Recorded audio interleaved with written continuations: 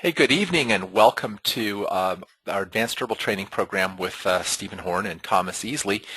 Tonight we're going to be doing the first class, and this is really a class in what is going to be our botany module. So this is an introduction to plant identification. And we have a lot of people who are joining us tonight, so we're really glad that you're going to participate. This is going to be a fun class to teach because it's been a long time ago since I took my field botany classes, and I find botany fascinating, and I find that learning about the plants, in the wild and how to identify them and how to actually, look at their characteristics and everything really helps make you a better herbalist. One of the main reasons for learning botany, in my opinion, isn't just to be able to identify plants. It's actually to be able to learn to see the plants, to see things that are growing. Years ago, when I started taking people on herb walks, I would point to a particular plant and I'd say, this is this, and I'd talk about some of its uses and so forth. And then we'd be walking down a little farther and someone would point to another plant and say, is this referring back to the plant we just talked about? And I looked at the two plants and I thought, how could anyone think that those two plants were the same plant? Because the only thing they have in common is they have the same color of flower. The flower structure was different, the leaf structure was different, the growth habitat was different, everything was different. But I found that most people really couldn't see what they were looking at, and therefore really had a hard time observing the plant patterns and structures. So now, what's also cool about this is that once you start understanding basic, patterns of growth in plants and everything, there are a lot of families that you can actually start to identify very rapidly. I was just over in Hawaii, and there was this tree growing over here, and even though I had no idea what it was, I knew it was in the pea family or the Fabiaceae family. Also, maybe you know some plants in your own area, but what happens if you're outside of your area? What happens if you're caught in an emergency someplace like I was in Hawaii, where you don't know much? Botany can really help you see what's there and even possibly figure out some plants that might be useful, even when you don't specifically know what they are. So basically, you could see that there were similar species, for example, that maybe to ones that you already knew in your area.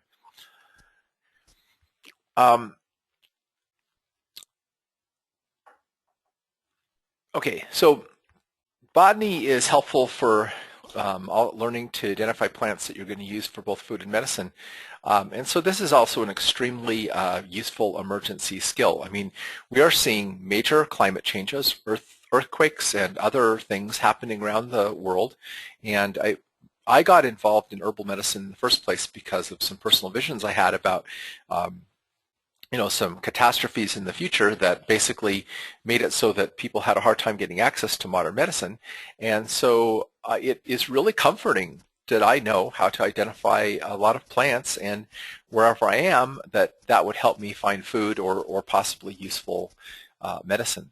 And also, when you start to understand families, you also understand plant constituents better, because many family members have similar plant constituents, and it helps you kind of get a feel for how plants in a similar genus or in the same family can have some very useful properties.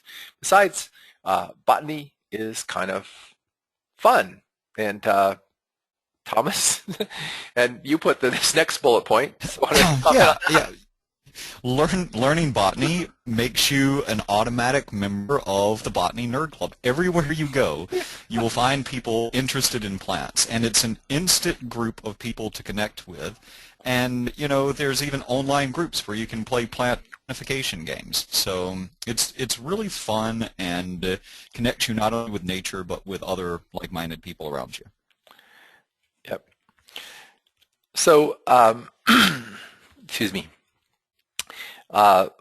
Plants are classified by their flowers. So tonight we're going to talk about flower structures. So the easiest, when you're identifying a plant for the first time, the easiest time to identify a plant is when it's in flower, because that's when you're going to have the most clues as to where it belongs. So when you start to recognize the flower structure of various major plant families, then it really makes, like I say, shortcutting identification a lot easier, because if you know what family it's in, it can help you look it up faster in books and so forth.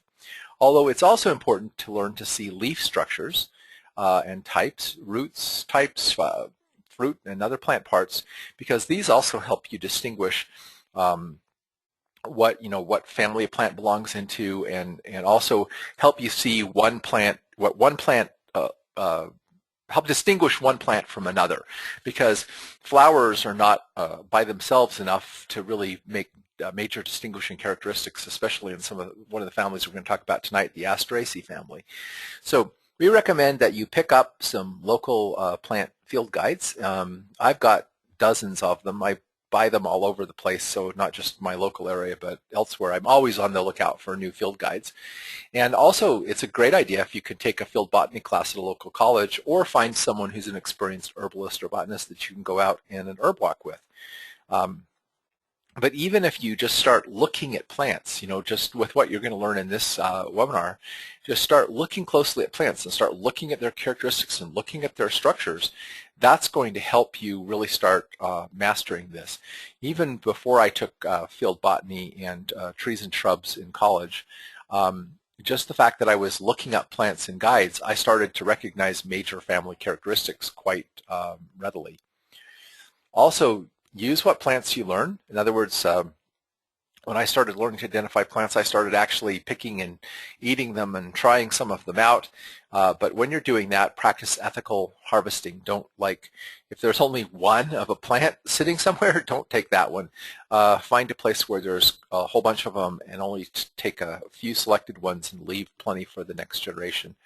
And just as a little reminder, emergencies are not the time to learn plant identification. The time to learn plant identification is now. Well, it's not an emergency because it does take some time. Oh, by the way, Thomas, feel free to chime in anywhere here, okay? Okay. So, okay, I'm going to start off by talking a little bit about the flower structure, as I mentioned. The flower, the parts of a flower basically are kind of modifications of leaf structures. And so in a perfect or a complete flower that has all of its parts, all the standard parts of a flower, you have basically, think of them as 4 concentric circles. All right, the first circle encloses the next circle, which encloses the next circle, which encloses the next circle. So the outermost circle, the outermost ring of the flower, is the part that contains the sepals, and it sits on the pedicel, which is the little stalk of the flower. And then the next ring in would be the petals. The sepals are collectively called the calyx. So the calyx is the whole ring of all the sepals, and then the corolla, you've heard, that's like colorful, okay? Corolla is the ring of all of the petals. And then the next ring in would be the male parts of the flower, which is the stamens. And then in the center ring, protected right in the very middle, is the ovary or ovaries, the pistil, the female part of the flower. Now, not all flowers have all of these parts, and there's a lot of specific variation in the way these parts are put together, but basically, as long as a flower is a complete flower or a typical flower, it's going to have each of these rings, in that particular concentric circle. So the first thing that you look at is, again, these 4 rings. So you have the sepals. These are typically leaf-like brackets at the base of the flower. However, sometimes the sepals are colored exactly the same as the petals, so that you may think that you're looking at multiple petals, when actually you're looking at both petals and sepals. Then the petals come in next, and then again the stamens, which is the male reproductive parts that produce the pollen, and then you have the carpels and the pistils, which are the female reproductive parts which produce the seeds. So, as I mentioned, this first ring, which consists of the sepals, is called the calyx. And see, here's our rosebud, and you can see the sepals are enclosing the bud of the flower, and then they peel back to allow the flower to bloom. Now these are actually... Stephen, can you use your little highlighter and show that on the screen? Yeah, I can. I believe I can. Anyway, let's make sure it...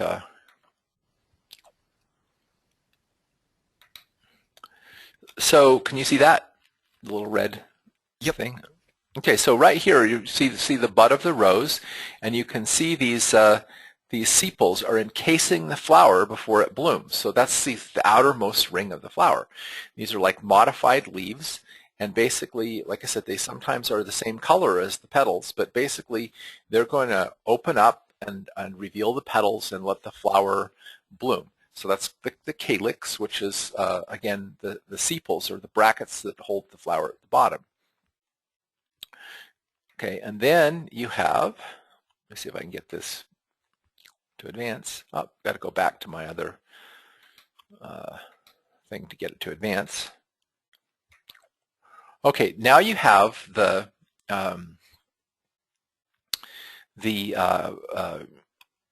corolla, which is the ring of petals. Now, this is a tulip flower. Now, and this is an example of where the sepals and the petals actually are both colored. So actually, you're seeing here the outer row of 3 is the sepals, and then the next row is the 3 petals. These are typically brighter colored than the sepals. And they are also a form of modified leaf in the plant structure. And this is a good place to look at for helping to identify what families plants are in. First of all, by the number of petals, because different families have different quantities of petals, but also by the structure of the petals, whether the flower is regular or irregular. Okay, next we go in and we have the stamens, and the stamens are the male parts of the flower. So these typically kind of are long, skinny things, and they consist of a stalk, that's the long skinny thing called a filament, and then a head on top of the filament called the anther, and the anther is where the pollen is found. The stamens, the ring of the stamens is called collectively the androecium. So you have the calyx, the corolla, and then the androecium, and that literally it comes from the Greek andros, oikai, which means man's house. So this is the man's house. So and this is yeah. I was just going to say, if you have a hard time remembering, the male parts and the female parts, this is the easy one, because stamen, this is the male part, reproductive part of the plant. Yeah, that's a good mnemonic device. It's this. Okay, stamen. Okay, all right. So last of all, in the centermost part of the flower, we have the carpels or pistils, and when I took botany, they called it the pistil. A lot of the current stuff is referring to these as carpels, but anyway, they're the female reproductive parts, and gymnosium. So this is collectively known as the gymnosium, like gynecology and so forth, which is the female house. That refers to all of the carpels, and the pistil is basically the individual female part, which is broken also into a couple of parts. Typically there's 3 parts to a pistil. Or a carpel. There's the ovary, which is the part at the bottom, and that's where you have the female part that basically allows the pollen, like the sperm in an animal, to go in and pollinate the flower and produce the seeds.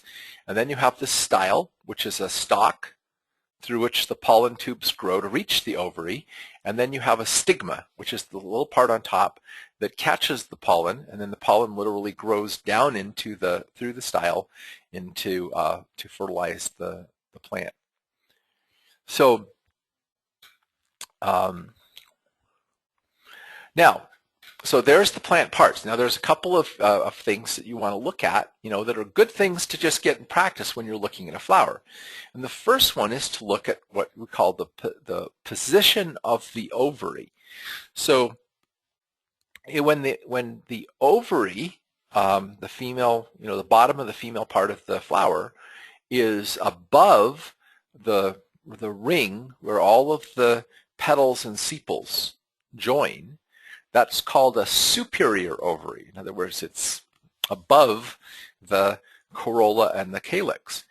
But you also have situations where the ovary is underneath the corolla and the calyx. In other words, it's below the level at which the sepals and petals come off, and that's called an inferior ovary. And then you also have a partially inferior ovary where there's the sepals and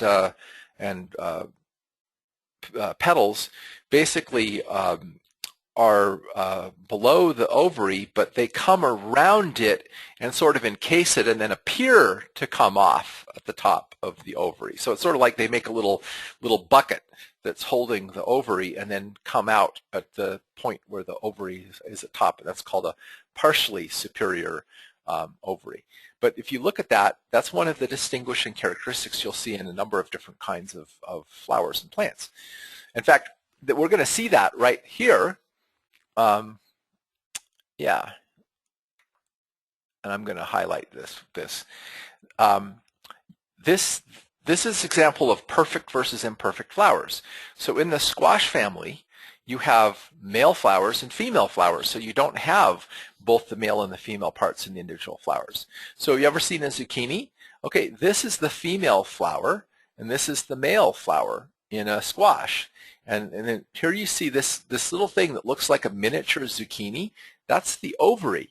So in the squash family, if you look at a pumpkin or a squash plant or cucumbers or something like that, you'll see a little thing that looks like a tiny miniature version of the fruit that's going to be produced underneath the flower, and that's the actual ovary. So the ovary gets fertilized, and then it expands and produces the fruit underneath it. And that's an example of an inferior ovary, but it's also an example of an imperfect flower where you don't have all of the parts in the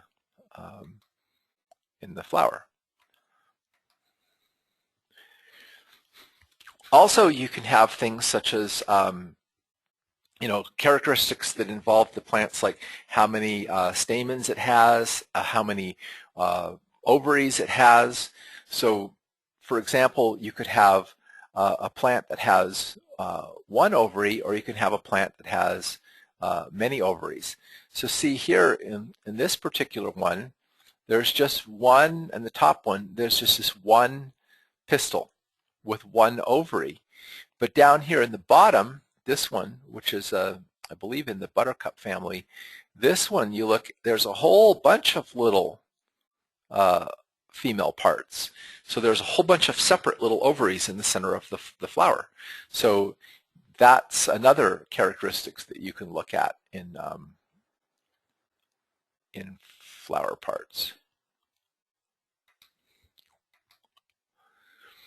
Okay, here's another thing to look at is the flower regular or is it irregular? And what that simply means is if I cut the flower in half, is it going to be equal no matter how I cut it? Like a pie, if I cut a pie in any direction, both halves are going to be equal. But if I cut a flower and it's only equal through one axis, see, it's going to be the same on both sides there. But if I cut it here, whoops, what did? What are you doing to me? It just kicked out of my presentation here.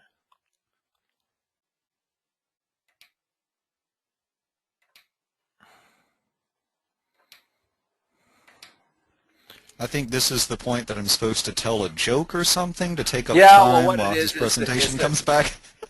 What it is it's the crazy it's the crazy computer wanting to hijack me to install software and knocking me out of my program that I'm trying to run. Don't you love technology? Yeah, that's just like is really like annoying when it. I need to figure out how to turn that off when I'm doing a presentation, because that's the second time during a webinar that I've had that happen, and it's just so annoying. Oh, well, someone said they like my wallpaper, so that's cool. Okay, here we are. Just back to my presentation, if it'll just refresh the screen. And I'm just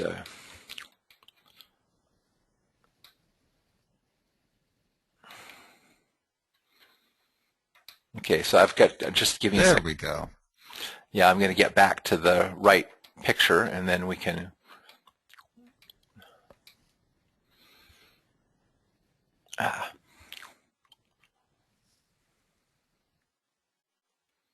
sorry about that, everybody. Okay, here we go. Now we should be back to the right picture. So you have flowers that are bilateral, meaning they have symmetry like the human body. You cut it one direction and they're equal, but cut other directions they're not. Or you can have them that are completely irregular, where there's no, cutting it across any direction. There's no two halves that are going to match on the flowers.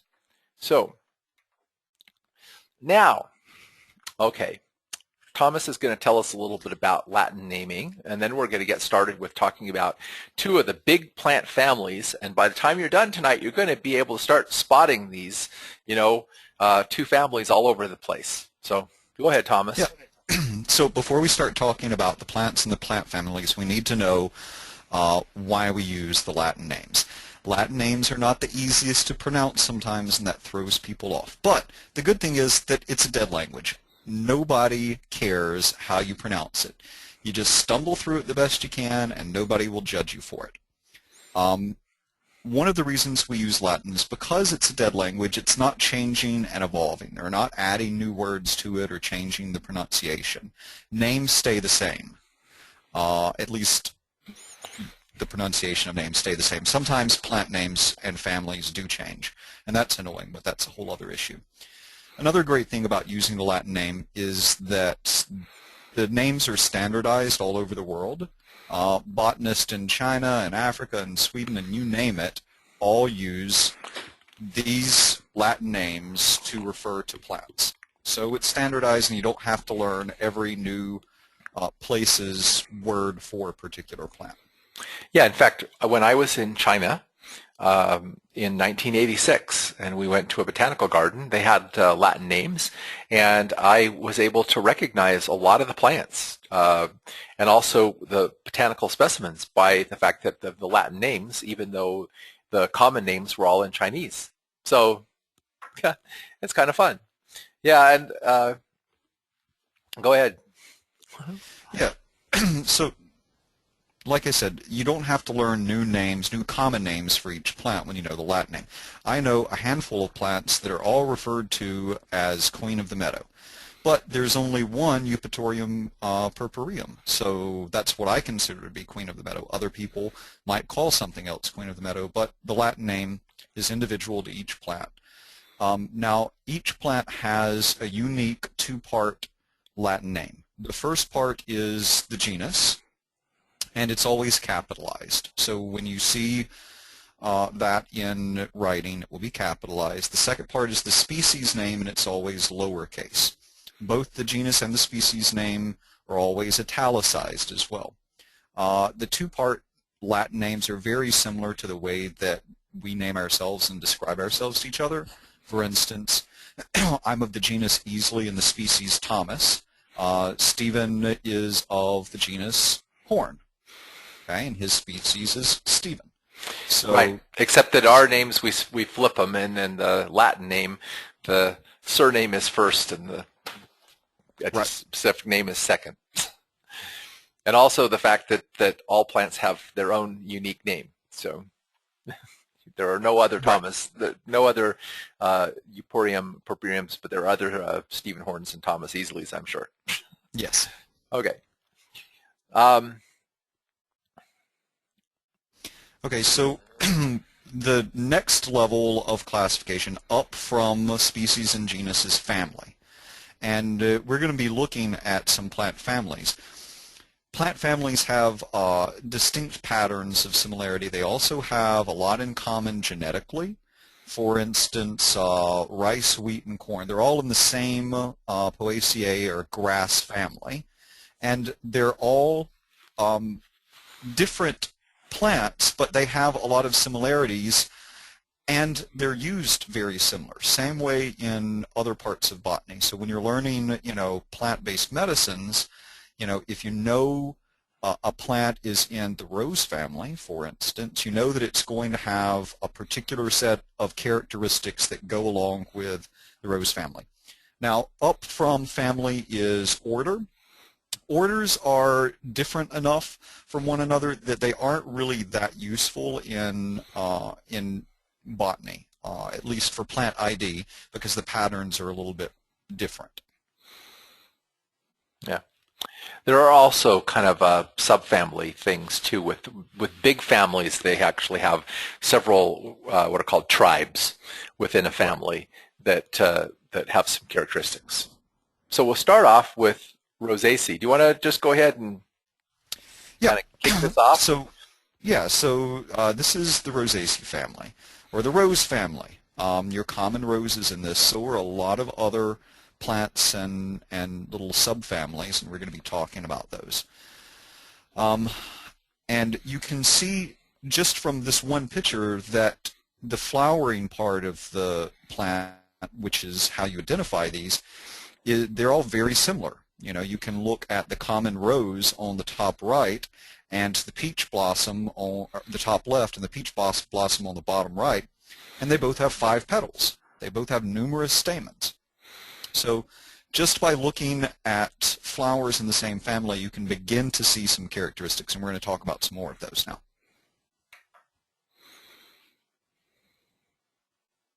So characteristics of the rose family are they have regular flowers.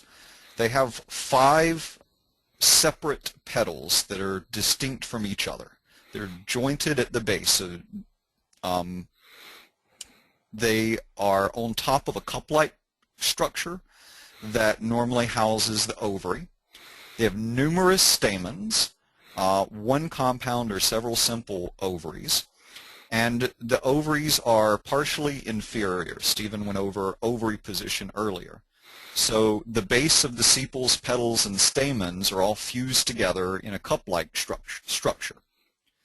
The stipules, which are leaf-like appendages at the base of the leaf stalk, are also really common in this family. But the key characteristics here are 5 petals, 5 sepals, and numerous stamens.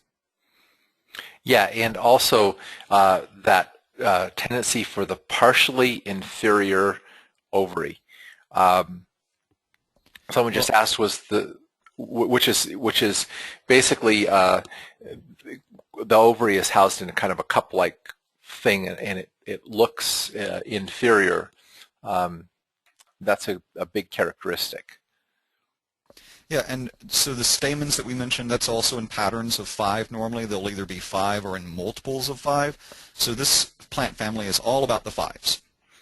Okay, yeah. So Stephen, tell us about the fruits. Okay, so the fruits are quines, and we're not going to cover fruits tonight, but basically these are small dry fruits that kind of look like seeds. So the what you think of as a seed on a strawberry, which was pictured on the bottom left in the first thing for the person who just said that, that is not a seed. that is actually the fruit of the strawberry plant, and the seed is inside of that fruit. Some fruits are juicy and some fruits are dry. So, and they also have fruits that are called pomes, which are apples and pears are examples of a pome, and also drupes. A drupe is like a cherry, with a big stony pit in the center, or an apricot or a plum, and aigrettes. So if you look at a cherry, think of that as a drupe with a fleshy fruit with a stone in the center. A raspberry or a blackberry is a whole cluster of drupes, or tiny little seeds, and each one of those little round parts on the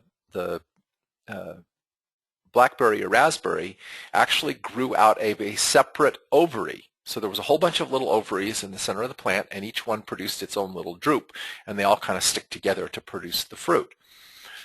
The rose family has herbaceous plants, which are plants that have no woody nature to them, and then die back to the ground or live a few years. But it also has a lot of shrubs and trees. Not all families have shrubs and trees, so this is one, and not all families have herbaceous ones, but this one actually crosses and has all three.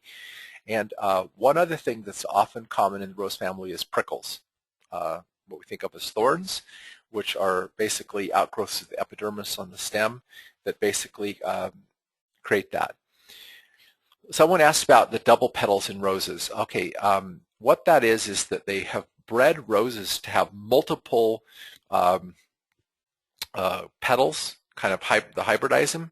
But if you look at the petals on the roses, they'll always be in multiples of 5. So basically, you might have 25 petals on a roses, but you're never going to have like 19. They're always going to be in multiples of 5s, even in the hybrid roses, which have numerous petals.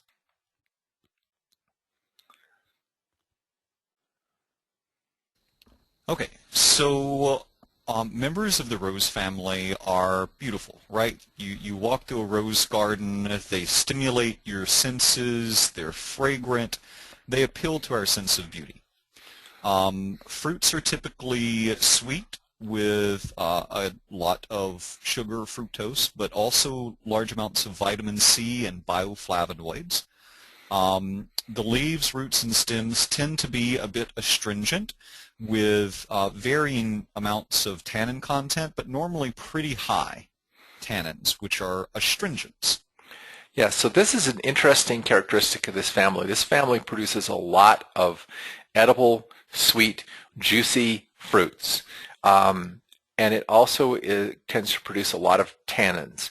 And that is one of the characteristics you're going to find of a lot of astringents, things that tone tissue, and also things that are very nourishing in this family.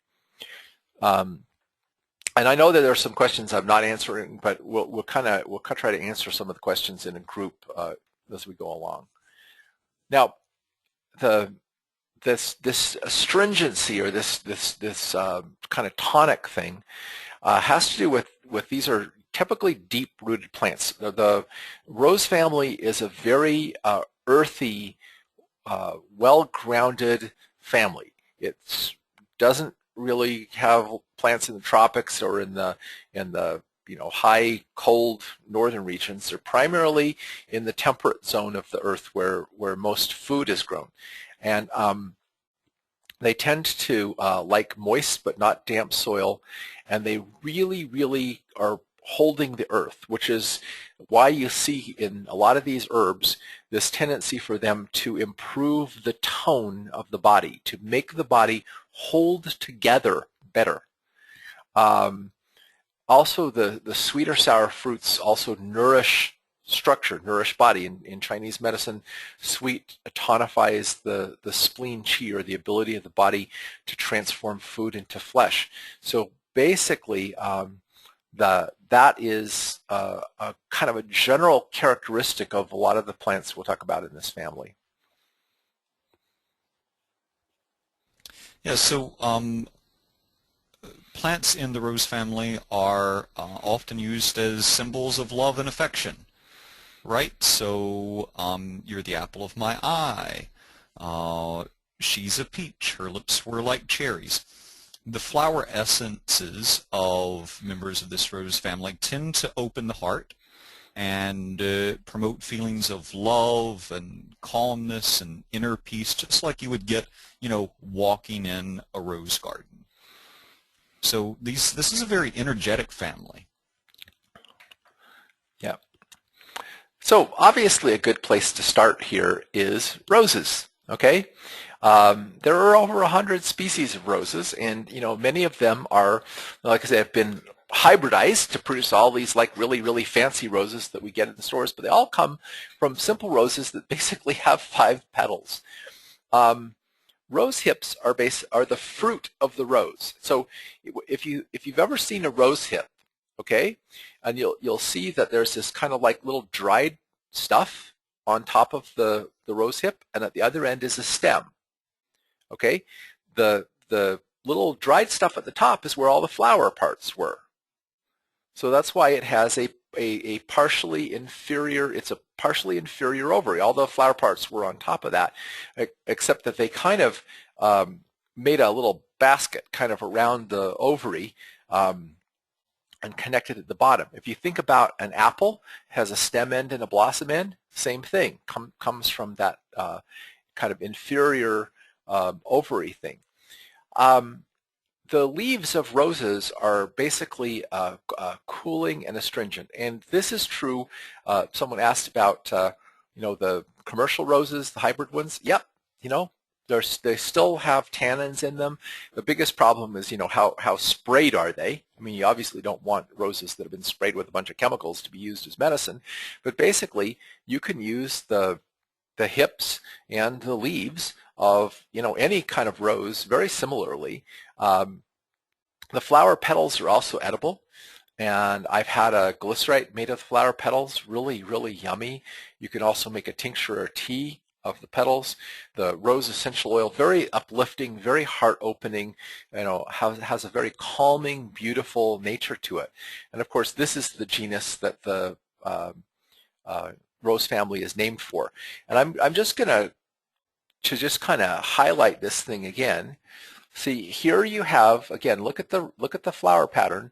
This is the man's house, the male stamens. See how you've got numerous stamens in both of these flowers, okay, surrounding the female parts here in the center. Okay, that's the female part right there. And then you've got the 5 petals. So just watch that characteristic, because you're going to see that over and over again in this family. And if you start to recognize that, you're going to go, oh, hey, that's in the rose family.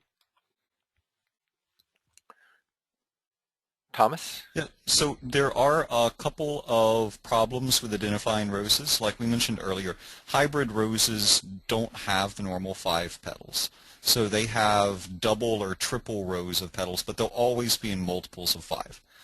There are a couple of members of the rose family that look like members of the buttercup family, with numerous stamens and numerous pistils attached to a cone-like receptacle, but there are normally stipules attached to the leaves of the rose family and never to the buttercup family, and so that's an easy way to differentiate.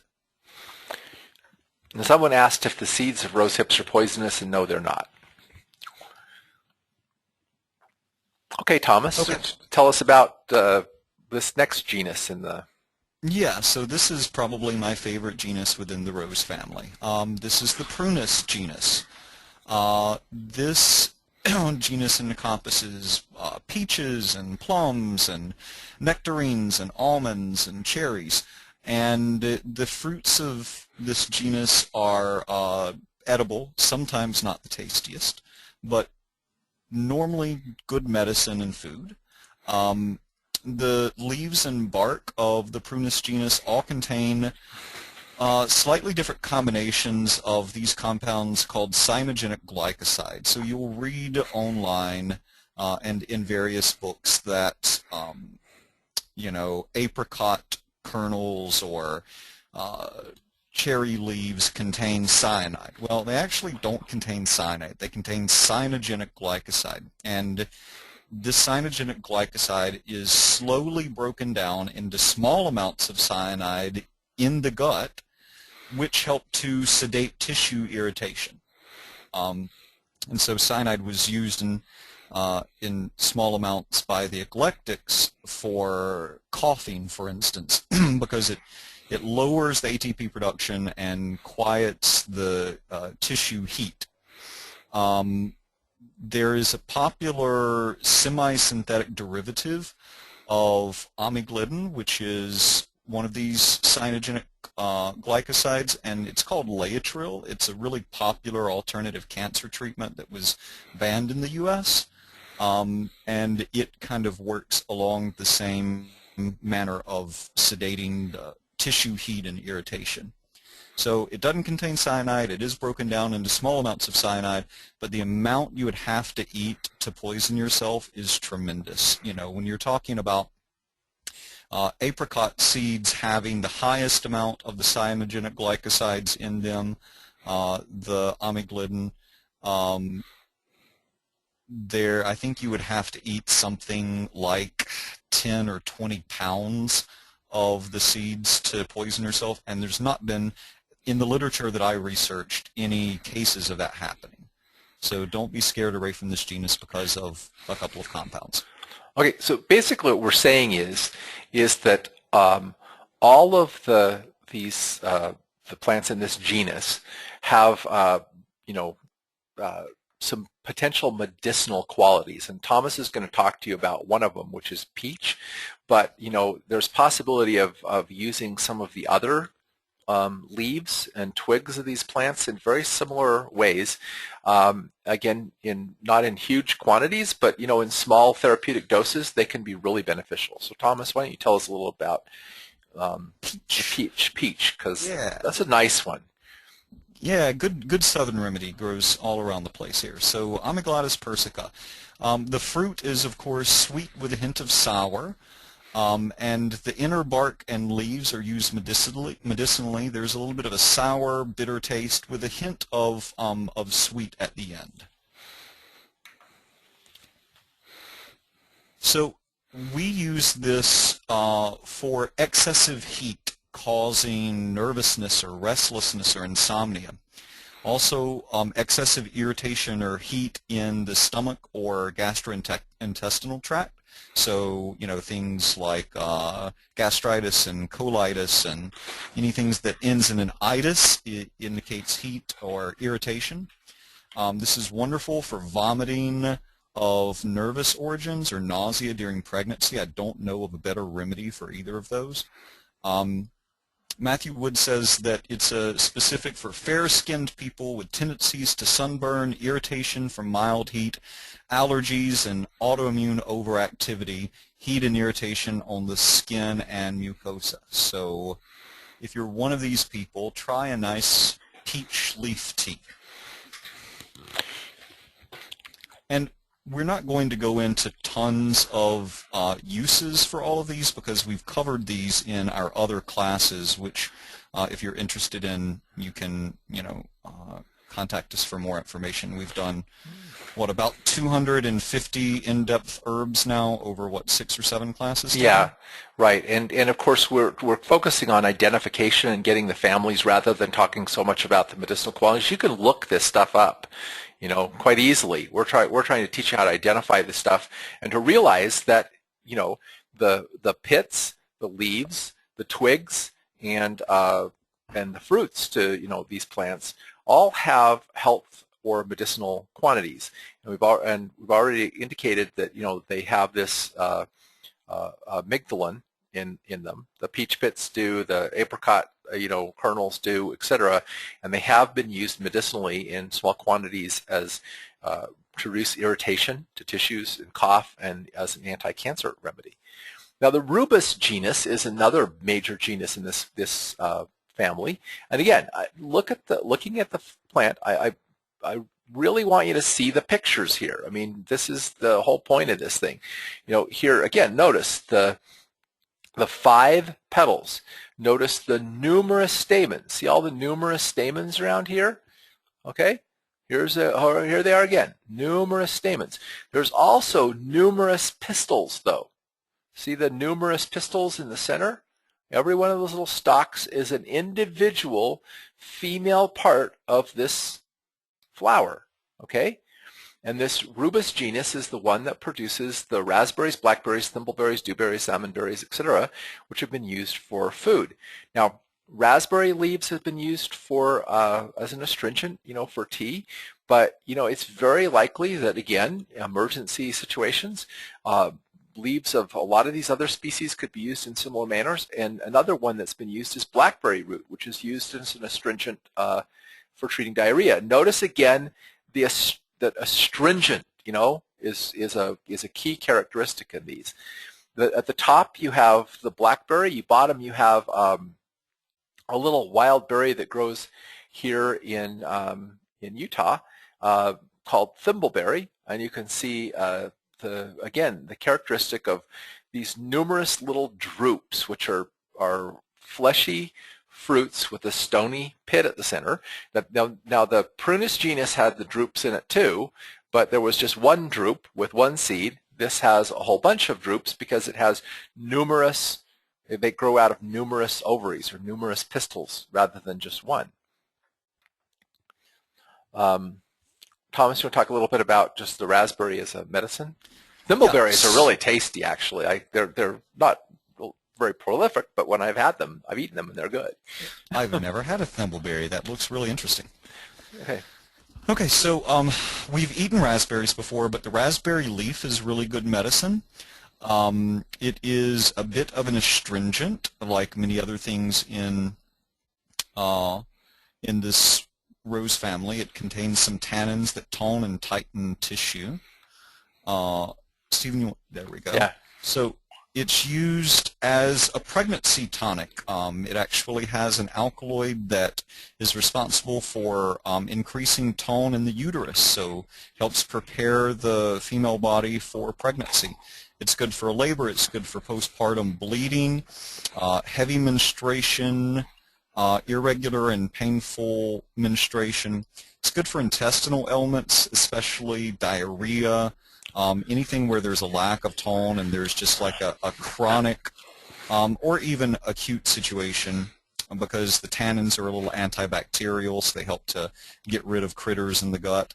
It's great for sore throat. It's good for stomach aches. My first herb teacher called this baby in a bottle because she used it as pregnancy tonic, well, as a fertility tonic for both men and women. So it definitely has a strong affinity towards the reproductive side of things. Yeah. So this is raspberry leaf we're talking about.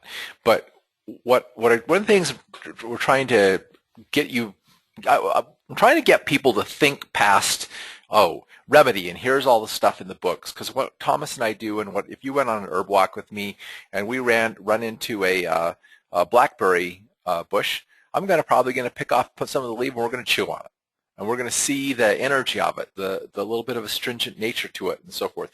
Because we're dealing with a family that's relatively safe. We mentioned the amygdala in the Prunus genus, which has, if you ate a ton of it, there's some toxicity there, but in a moderate medicinal dose, there's no toxicity.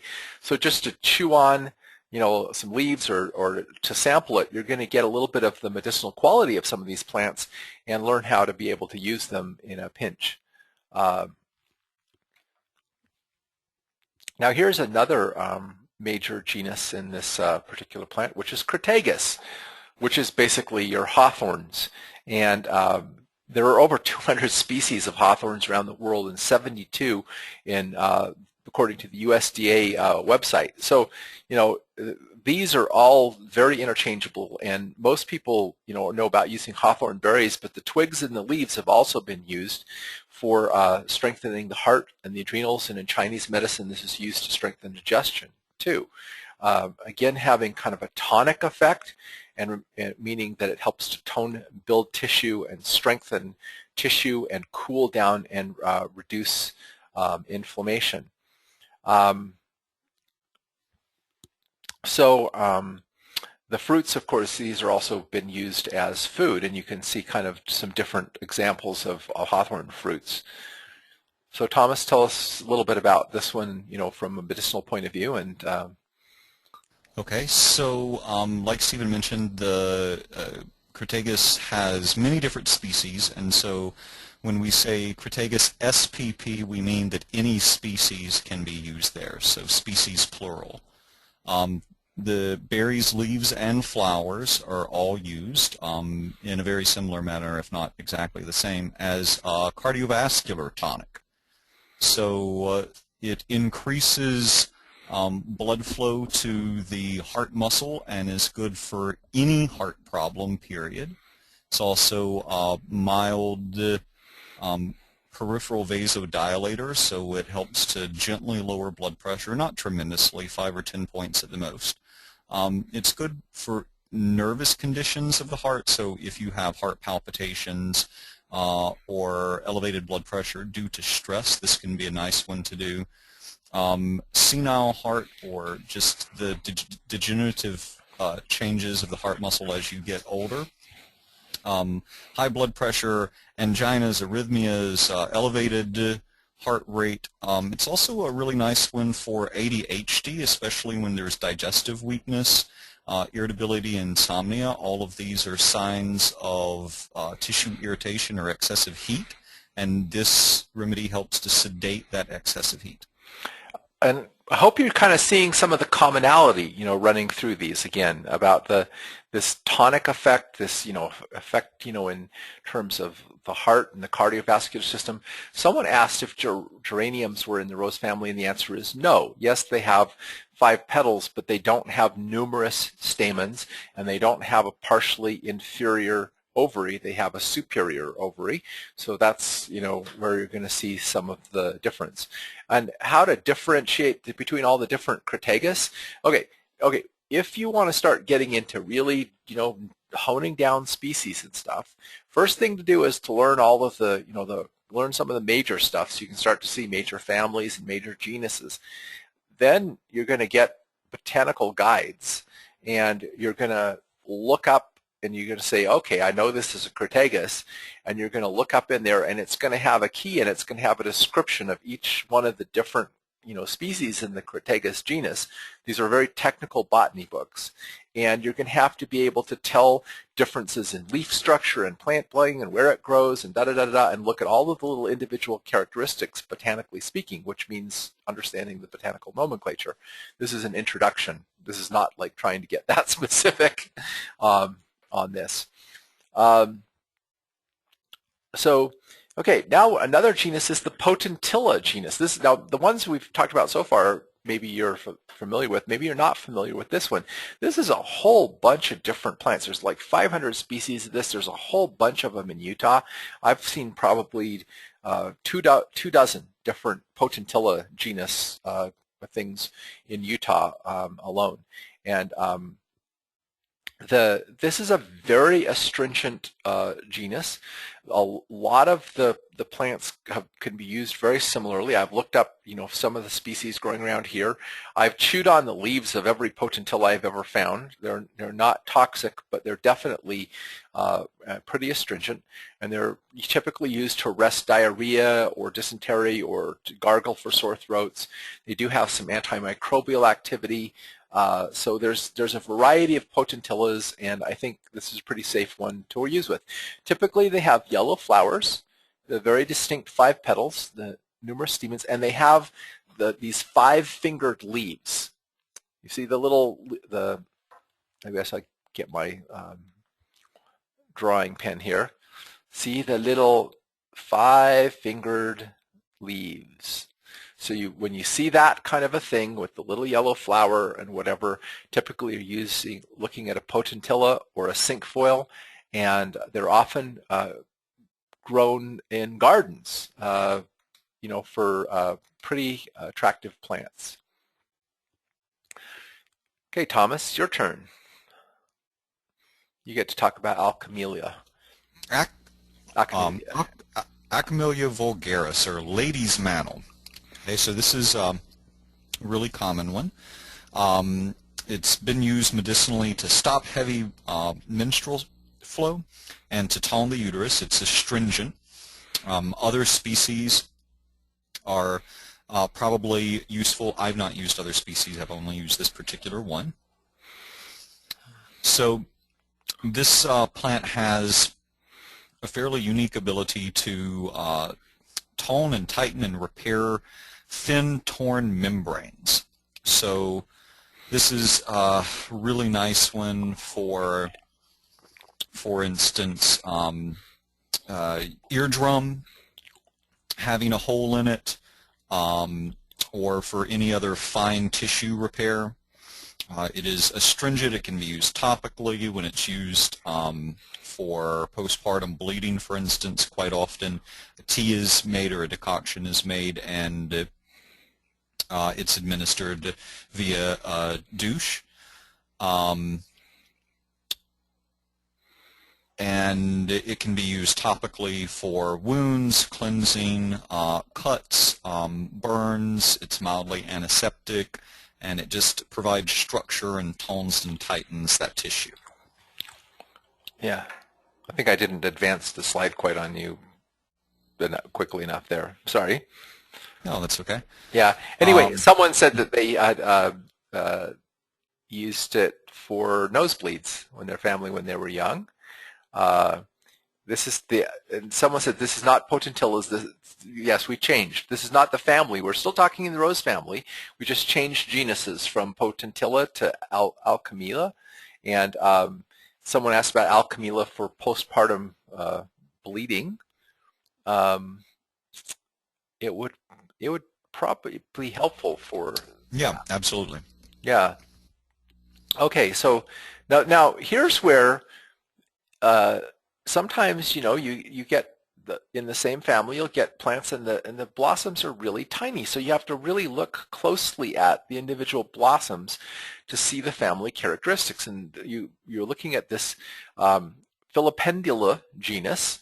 The Filipendula genus is where you find meadowsweet, and there are several different species of the Filipendula, but if you look really, really closely again at the flowers, you're going to see those like really numerous little long stamens, and you'd again find the 5 petals, and so you again get that same kind of characteristic.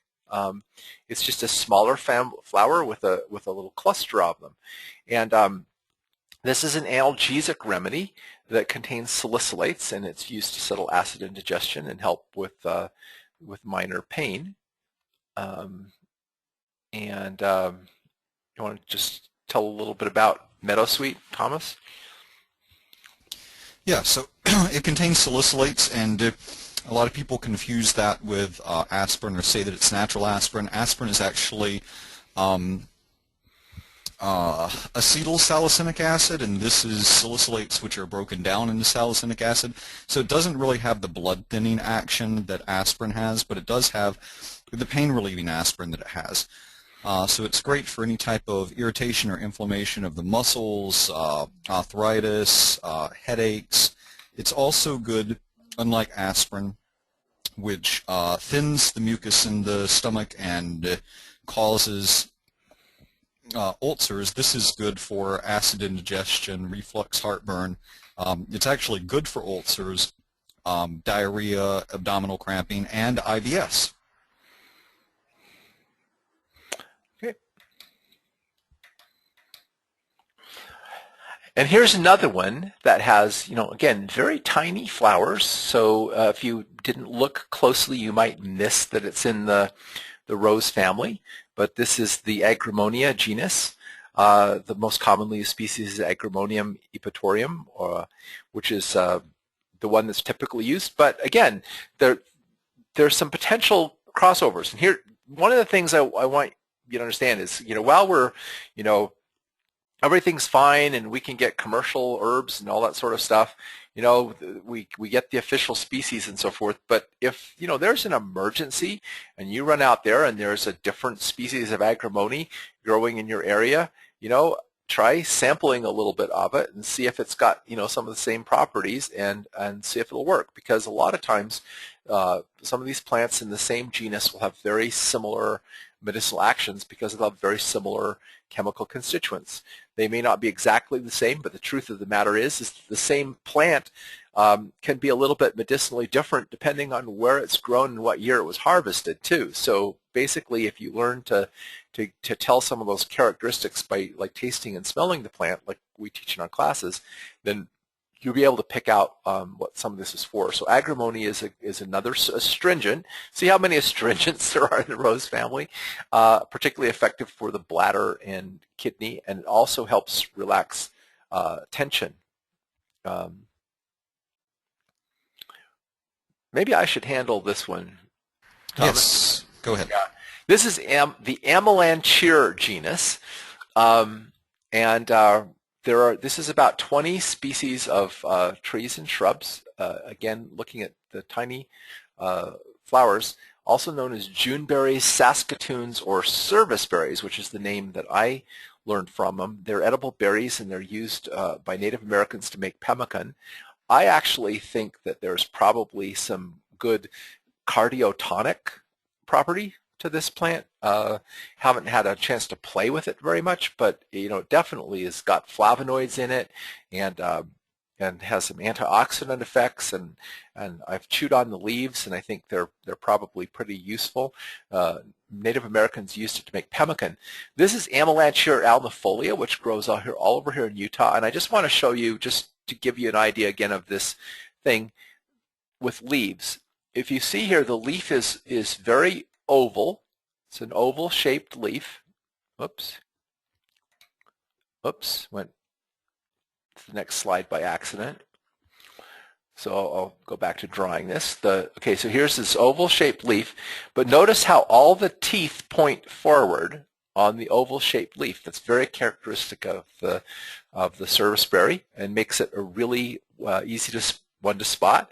And it produces a little berry with a stem end and a blossom end, just like an apple, only very much smaller. So that's a useful plant to know as an edible plant, and possibly a useful medicinal plant. We also have a whole bunch of things we haven't covered in this thing. Choke cherries, mountain mahogany, avens, strawberry, pinkroot, bitterbrush, cotoneaster, mountain ash, pyracantha is in this family, apples and pears, the quince and the loquat. So there's a lot of useful medicinal plants and edible plants in this particular family. So the bottom one there is a bitterbrush that I took locally here. So Thomas, tell us about just one more plant in this family, the loquat, and then, because that one grows in your area, doesn't it? Yes, it does. So the common name for this is the Chinese or Japanese plum. The fruit is used medicinally. It's also, of course, edible. It's a very, very sweet fruit that has some mild astringency to it and a little bit of mucilaginous action. The fruits are used in Chinese medicine as lozenges, basically, or a syrup for sore throats. Okay, and the leaves are a little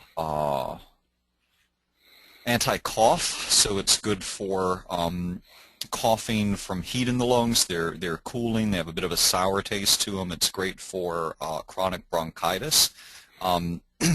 Thirst due to summer heat. We intuitively think about sour remedies for that, and the loquat leaf tea kind of fits in with that, as does peach leaf tea or pear leaf tea.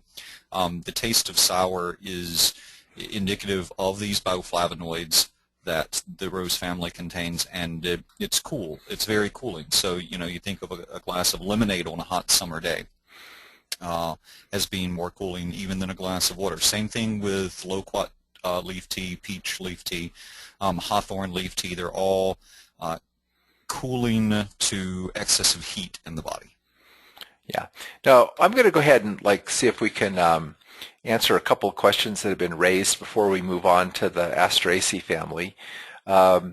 First of all, hibiscus is not in the rose family. Nope, it's in the mallow family, which is one we'll be discussing in the class.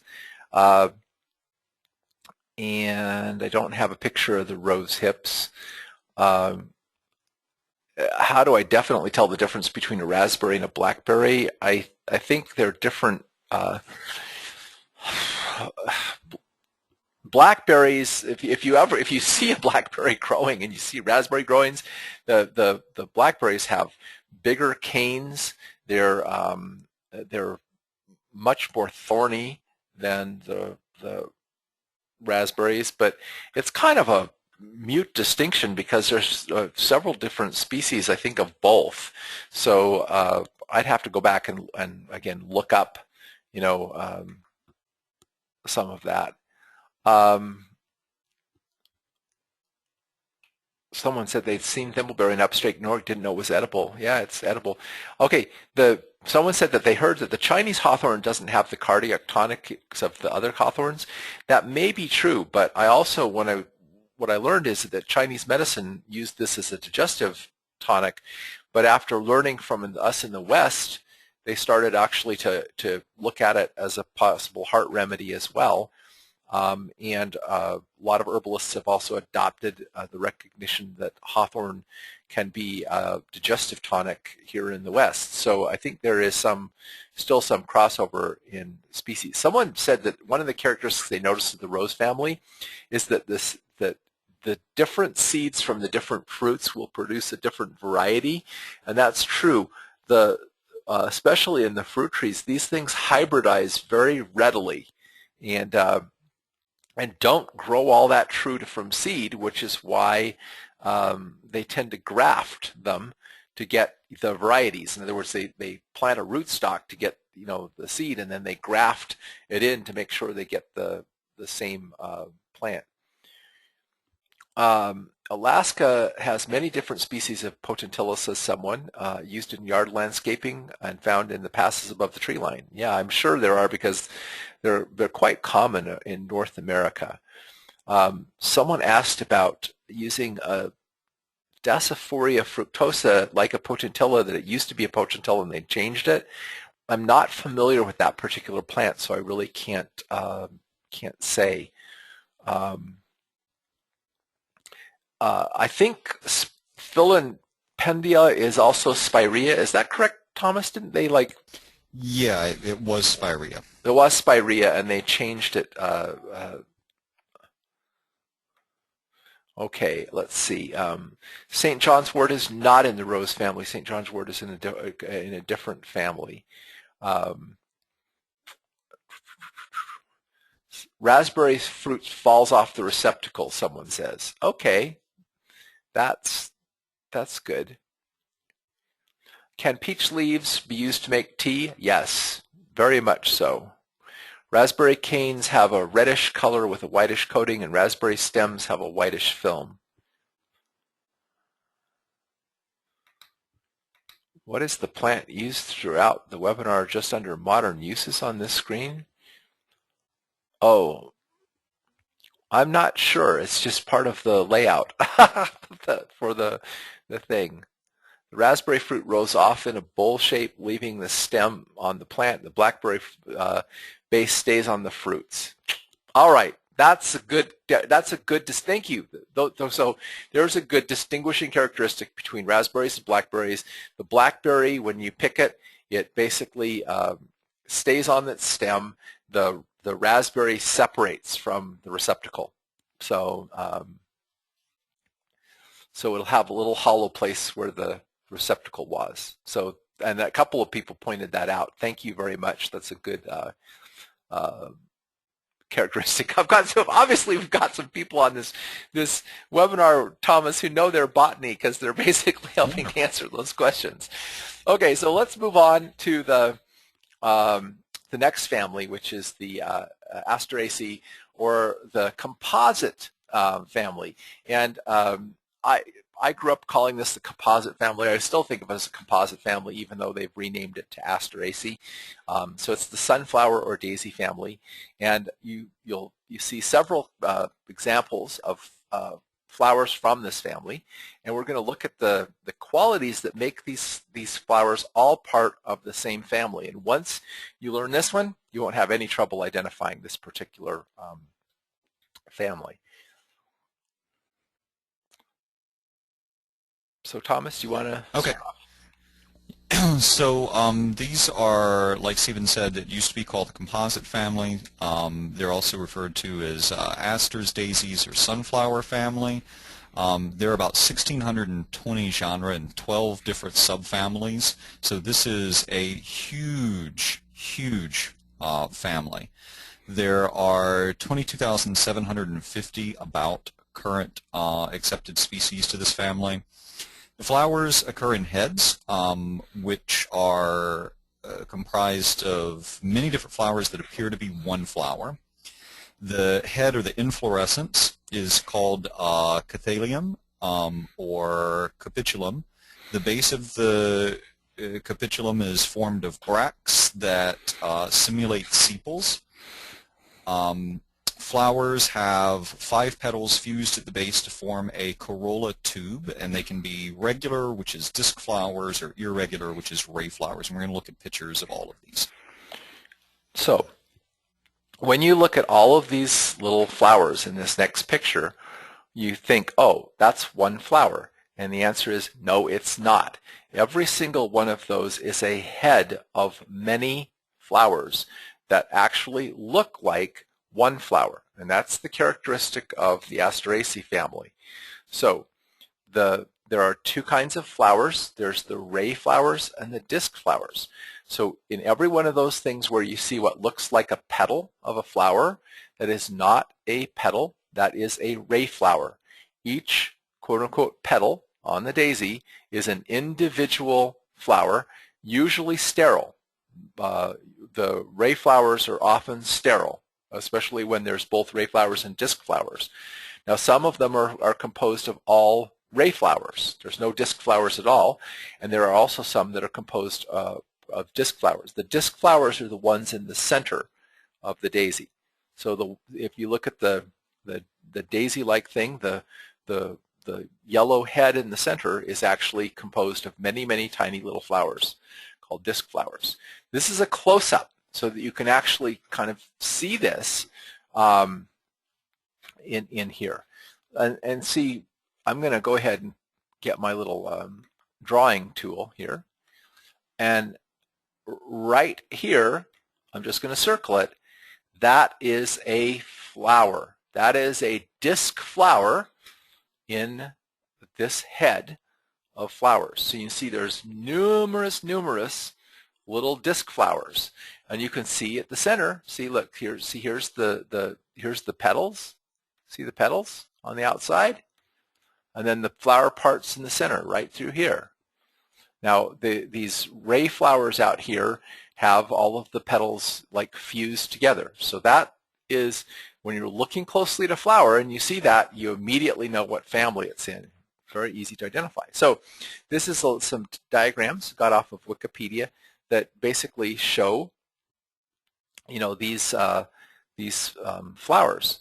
And so here you see an example of a ray flower, and you can see how all of the petals get fused together and making a long tube. And you'll see these little teeth, what appear to be little teeth at the end of the flower. Those are actually the petals fused together, and if you look closely, you'd see the little lines running down here from there with the petals. There are also these little hair-like brackets that basically take the place of sepals in these flowers. So they're not always there, but they're often present. And then you'll have the central part here. Now over here you have the disc flower. They're the ones that actually typically produce the seeds. But again, you'll see the flower parts in the center, and then the different little tiny petals in the center of the flower. So this is a very distinctive family. So on the left, you'll see a dandelion. And if the dandelion is all made of ray flowers, so the entire head of the dandelion is ray flowers. And on the other side is a flower that grows here in the Rocky Mountains called Western coneflower. There are less polite names for these, which probably get us in trouble for racism nowadays, but they used to be called niggerheads or nigger toes. But Western coneflower is a much more polite name. But they're all disc flowers. So you see and then a lot of these flowers have both. Okay. Okay, so the members of this Asteraceae family are examples of many different individuals acting as if they're one individual. So all of the members of this family help to promote synthesis and harmony and balance and integration and cooperation. They tend to harmonize internal function and make everything play better together.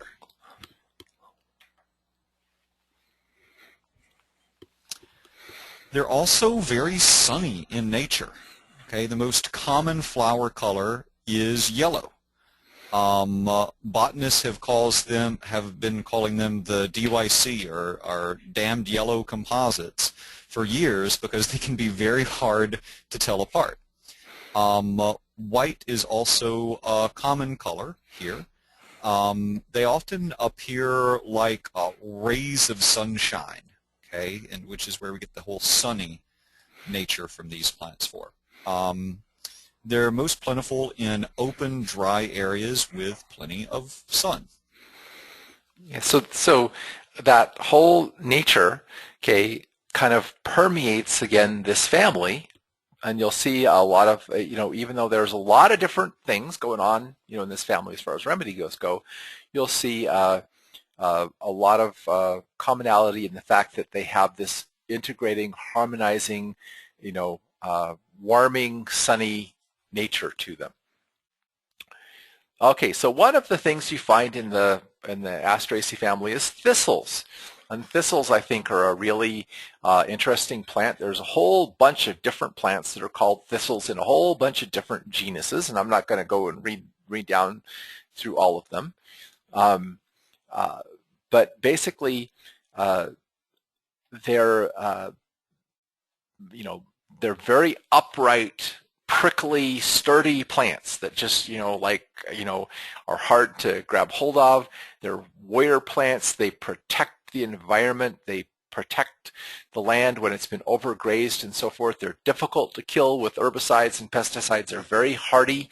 And thistles in general kind of relate to the liver.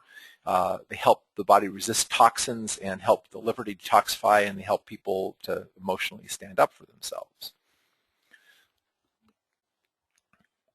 Yeah, so many thistle stems and roots are edible if you can get past the actual thistle part. They're difficult to peel without, getting stuck. But they have, taste kind of like celery. They're juicy. Some are pithy. The roots are typically bitter. Some do have an artichoke-like taste. Yeah. I've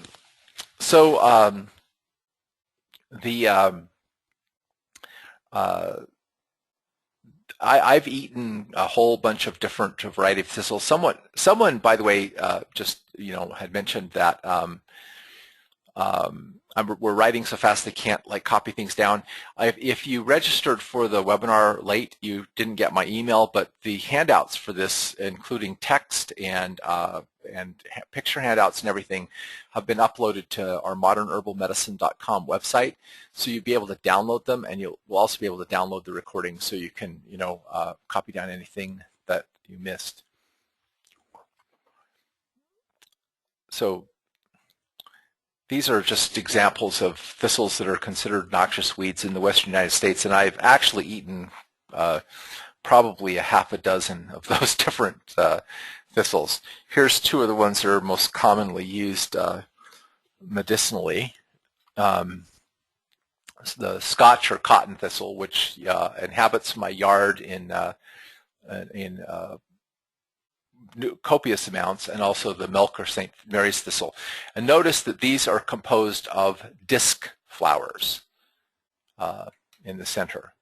Here's a couple more. The bull thistle, which I've eaten, but that one's kind of pithy, and the blessed thistle, which is commonly used as medicine. And again, notice that it's kind of that disc flower thing. So Thomas, why don't you tell Okay, so milk thistle, which is the most commonly used one in herbalism, I guess with blessed thistle being close behind it. The seeds are typically what's used for its hepatoprotective or liver protective action, and then the leaves or the aerial parts of the plant are a bit more of just a bitter liver tonic.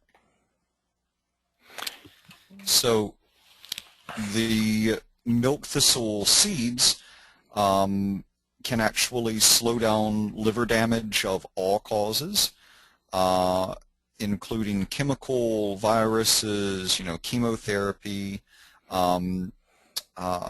alcohol causing cirrhosis of the liver or hepatic congestion. It can help to prevent and treat gallstones. Its bitter action stimulates bile flow from the liver. They aid in production of milk in nursing mothers, and the milk thistle seeds can prevent liver damage and death due to Amanita verna, or the death cap mushroom. It's the only remedy for that I know of. So this mushroom gets in the liver and basically destroys it and shuts it down, and milk thistle will counteract that. Yeah, someone just said, I've got thistles growing in the yard. How do I know if mine are safe to use? The fact is that I don't know that I've never read any of these as being toxic, poisonous. Edibility is sort of a funny issue when it comes to wild plants, because the edibility has a lot to do with taste. So I've sampled all different kinds of thistles just for the heck of it to see which ones are more edible or more palatable, and some of them are just more palatable than others. So what you do is try to knock the thing down and judiciously peel the stem and chew on it, and you can also kind of try digging up the roots and cooking them. If they're too bitter or they're nasty, just don't eat them. Just take a little sample. Now this one is one that the Sonchus genus. This one has basically primarily the ray flowers, you see, without the disc flowers. It has a dandelion-like flower and a very dandelion-like leaf, except that you see that the leaf clasps around the stem. I'm going to pull out my pen so I can highlight that. See how the leaf clasps around the stem down here? That's one of the things you look for with this particular plant. The young leaves are edible, but they're kind of bitter, and there's a milky white sap in the plant. I haven't toyed with this one too much in terms of trying to eat it, but I certainly have munched on some dandelions. Do you want to talk about dandelion, Thomas? Dandelions. So yeah, they're flowering here, and you can make a little sugar water concoction and dip your dandelion flowers in it, and then pop them in the oven to dry them out, and they're really, really tasty. Of course, they're just tasty by themselves. The little yellow flowers are. There are 6 common species of dandelion. Taxacarum officinale is the official one. This is a really common weed, but it's also great food and medicine. Like I mentioned, the flowers are really tasty. They're a wonderful snack. You can also make jellies or jams out of them. The roots can be roasted and make a coffee substitute out of. The raw roots made into a tincture or a tea are great for liver congestion with a full filling underneath the right rib cage from poor bile flow. They're a blood purifier, so they're good for what the eclectics probably would have called dirty blood, causing arthritis and gout. The leaves are a potassium-sparing diuretic, and they're as useful as hydrochlorothiazide or HCTZ in lowering blood pressure as a diuretic in people, but they spare your potassium, so you don't have to worry about your electrolytes getting out of balance. They're wonderful for edema, swelling anywhere in the body, and also for elevated blood sugar. Both the root and the leaves is a good remedy for that. Yeah, I want to back up here for a second and talk about just the botanical thing here for a minute. Because if you look at that little seed head, and we've all seen these little seed heads, right? You probably, as a kid, you've blown on them, scattered these things all over the place. Each one of these little things is an achene, the little seed at the bottom. Remember I said a little dry fruit? And each one grows out of an individual flower. So you're seeing here the arrangement of the head of the flowers, each one producing, each ovary in each flower producing a separate seed with a little tuft thing at the top to help, carry it around. So that's basically what you're looking at when you see that that dandelion seed head. And you see that, of course, in some other closely related plants, like this one, which is has a dandelion-like flower, and this is the Tragopogon. I like that Latin name, Tragopogon. Tragopogon dubius, salsify, oyster plant, goat's beard. This is a edible.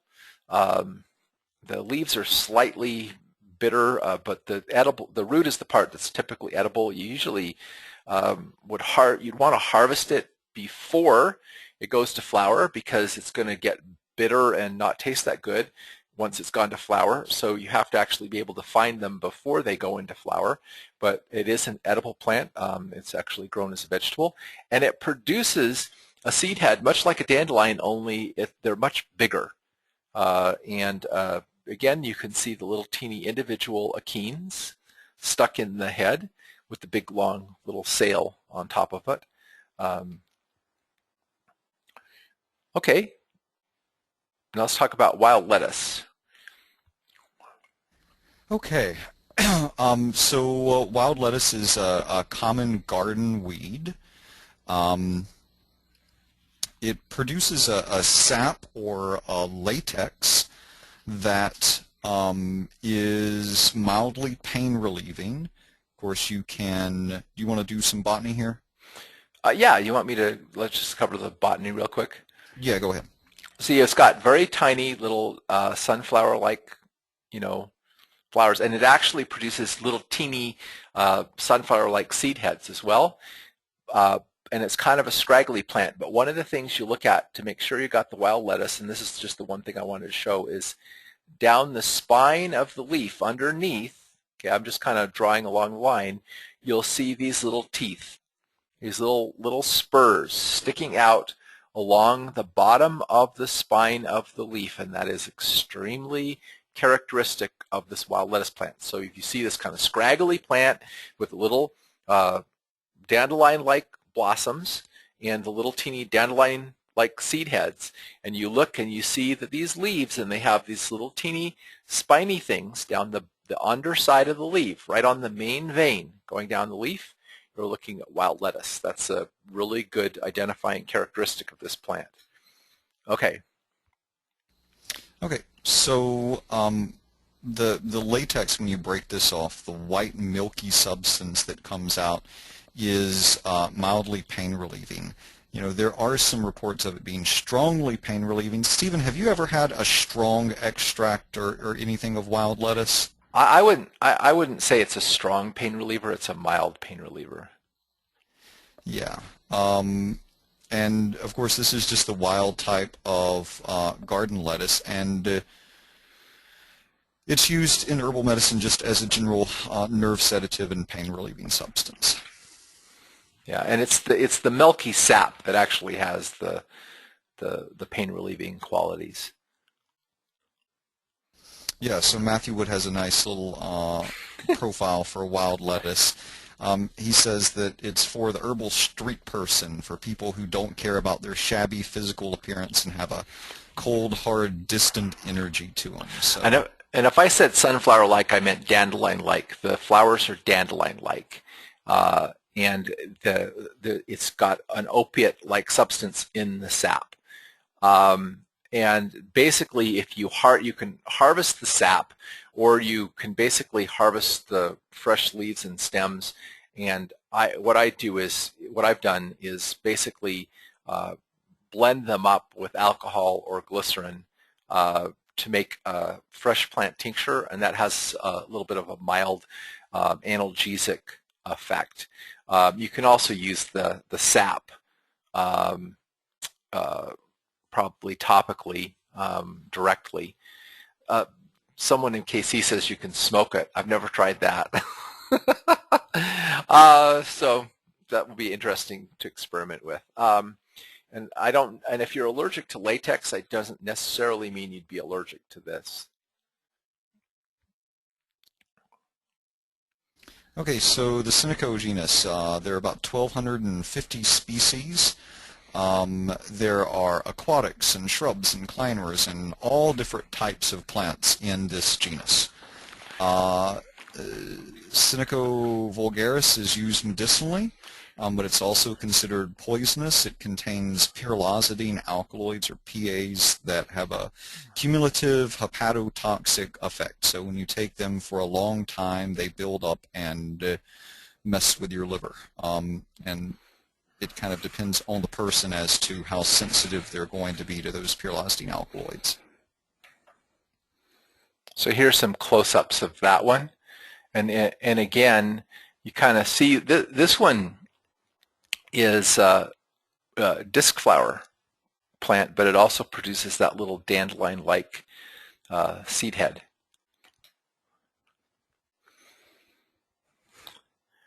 Now we get to look at another major genus, the Helianthus genus, which is where you get sunflowers and Jerusalem artichokes, or also known as sunchokes. And there's 52 different species of sunflowers. The sunflowers and the Jerusalem artichokes are the ones that are typically used, as food and medicine. The sunflower leaves are a very potent astringent, and could be very helpful for arresting diarrhea, or taking down bee stings or insect bites, or toning up tissue. The Jerusalem artichoke, of course, produces an edible tuber that's loaded with inulin, which is a fructooligosaccharide that feeds the friendly bacteria in your colon. That's called a prebiotic, and it helps to regulate digestion. And also the seeds of the sunflowers are good for dry cough, according to Matthew Wood. Okay, so one of the medicinal plants in this... Oh, this is a different genus. Okay, sorry, different genus. So this is the Inula genus. The elecampane is Inula helenium, and this is a respiratory remedy and an anti-parasitic. It also helps to tone the gut and reduce inflammation. The helenium is the commonly used Western species, but the japonica and the rasmosa are also used medicinally. Okay, and notice on this one, I think if you look at this is a good picture again for seeing the ray flowers and disc flowers. See the tiny thin ray flowers on this one? Okay, really, really skinny. Okay, and then see, here are the disc flowers blooming. These haven't bloomed yet. See, those are not yet in bloom. These are ones that are actually blooming, and so that's just something you'll also see a lot of times when you're looking at these closely. You'll be able to tell which ones are blooming. The sunchoke. Okay, just coming back. Elecampane also contains inulin, as does dandelion, echinacea, burdock, chicory root. A number of these plants contain inulin and have this benefit. It does have some effect on helping to regulate blood sugar because it's fiber, but it's mostly used to regulate and improve gut health by feeding the friendly flora. So someone asked if inulin spoils tinctures. I'm not aware that it spoils tinctures, but I don't think it's readily dissolvable in a tincture. So I don't think that you'd get a lot of inulin out of a tincture. So this is the L-campaign, and there's some information about its uses. Yeah, so general cough remedy, great for, I think of it more for like chronic lung problems. Yeah. So chronic bronchitis, asthma. Here's another one that most everybody's probably familiar with, the Echinacea genus. And again, see, you're looking at the disc flowers in the center and the ray flowers on the outside, also known as cone flower. This is a native to North America. All of them are. Long history of use as antimicrobial agents, immune modulators, and some E. purpurea is pretty easy to grow, and you can also grow some other species of this. The Echinacea angustifolia is endangered everywhere in its wild habitat, and so you don't want to like wildcraft that one, but the other ones are quite easy to cultivate. You want to talk a little bit about the medicinal stuff on this one, Thomas? Yeah, if you're using the purpurea, typically the flowers are used, although I have seen the roots too. The angustifolia, the roots are the active part. There's also the pallida, which I've used. They all have that prickly taste on the back of the tongue from the Alchemindes in there, and that's kind of how you can judge the potency. So purple coneflower is the common name. These all have a action on kind of deep immunity. They work on the lymphatic system, and they were typically used as remedies topically for infection or for sepsis rising from open wounds or bites or stings. Great topical remedies internally. They're really good for sepsis like they are topically. They also have an action on bacteria and viral infections, although they aren't really that good for the common cold. They can be used as a bolus for abnormal pap smears for cervical dysplasia. You can make a bolus out of the powdered root and insert it vaginally. It's been used as supporting therapy for cancer and inflammatory conditions like bronchitis and mastitis. It's a wonderful remedy, and also for strep throat. This kind of gets into this energetic thing. If you look at the flower essence of this plant, it rebuilds a shattered self-esteem. In other words, this has to do with, especially if you look at the flower essences from the Asteraceae family, you see this theme of them pulling things together, making things, come back together and building integration and harmony. So that's an example of kind of the energetic of this plant. I had a couple of comments on the inulin, and I wanted to share them.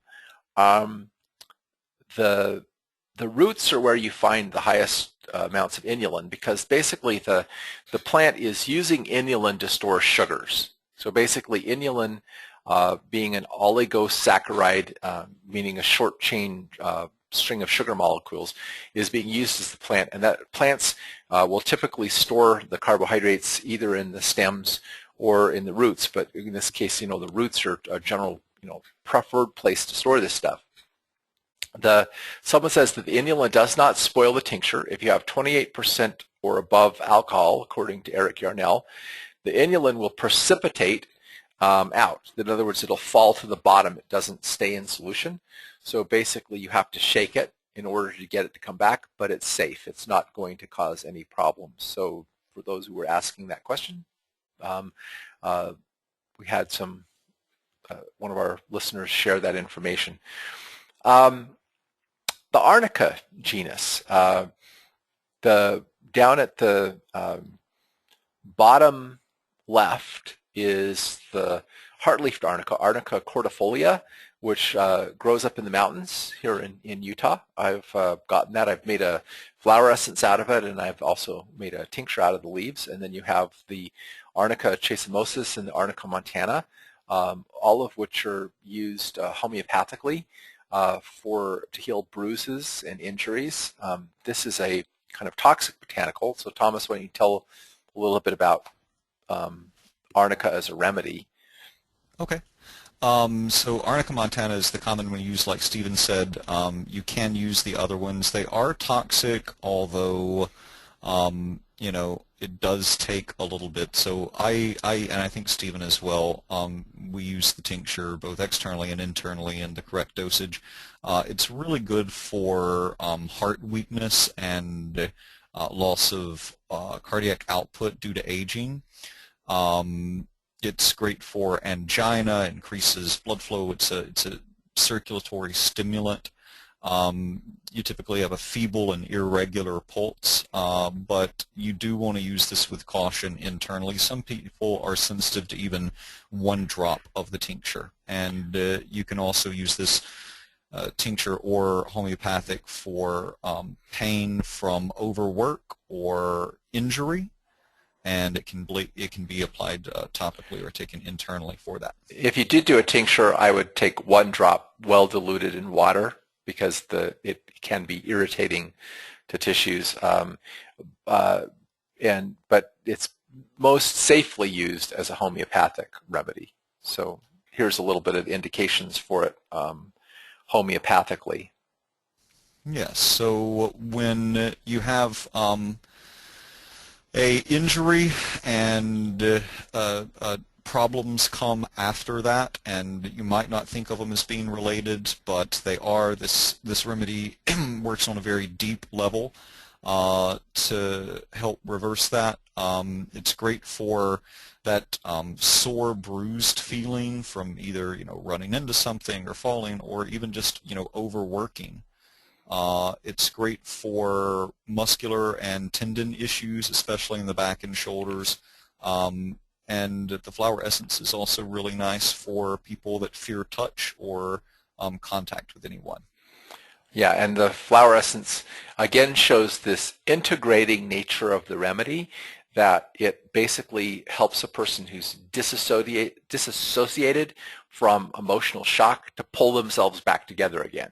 So you see that kind of theme in the family energetically of pulling things back together, making things work together, etc.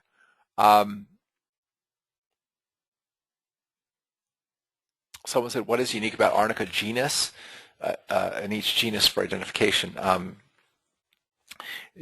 We weren't trying in this thing to get into detailed things of what separated the genuses. We're trying to give you kind of an overview. The problem with the Asteraceae family in terms of differentiating the flowers botanically is you have to actually take the flower head apart and look at the individual flowers and the characteristics of them.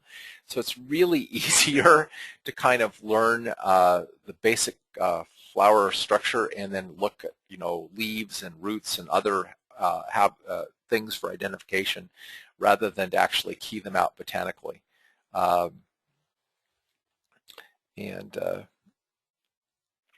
So here's another member of this family, a blue-flowered member of this family called chicory or endive. This is the Cichorium genus. So you have endive, which is Cichorium endiva, and chicory, which is Cichorium intybus. Both these are have indolin. Both of them have been used as food. But you can see that they're composed of these really, really beautiful blue ray flowers.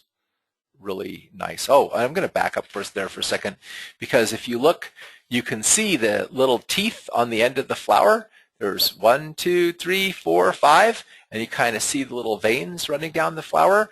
Those are the petals, all fused together to form the ray of the ray flower. Thomas, I'll let you talk about the camomiles. Okay, so Matricaria is the common chamomile. There's also a Roman chamomile that's used and a pineapple weed that's used very similarly. And these look, very daisy-like flowers. And one of the things that's a very distinctive characteristic of this, if you're learning to identify plants, smell them, because basically these have a very distinctive smell. And that's, one of the ways I learned to identify yarrow, sage, wormwood, etc. in this particular family is also by smelling them. You look at the characteristics, and then you come also to detect the aroma, and they're pretty distinctive. So. Okay, so German chamomile is Matricaria recuta. The flowers are what's used here, also the essential oil distilled out of the flowers. The flower essence helps children who are peevish, or adults really, children of all ages. It helps to promote a calm, sunny disposition, and helps to maintain emotional balance. So for like whiny, peevish people, not just children, this is a really wonderful remedy.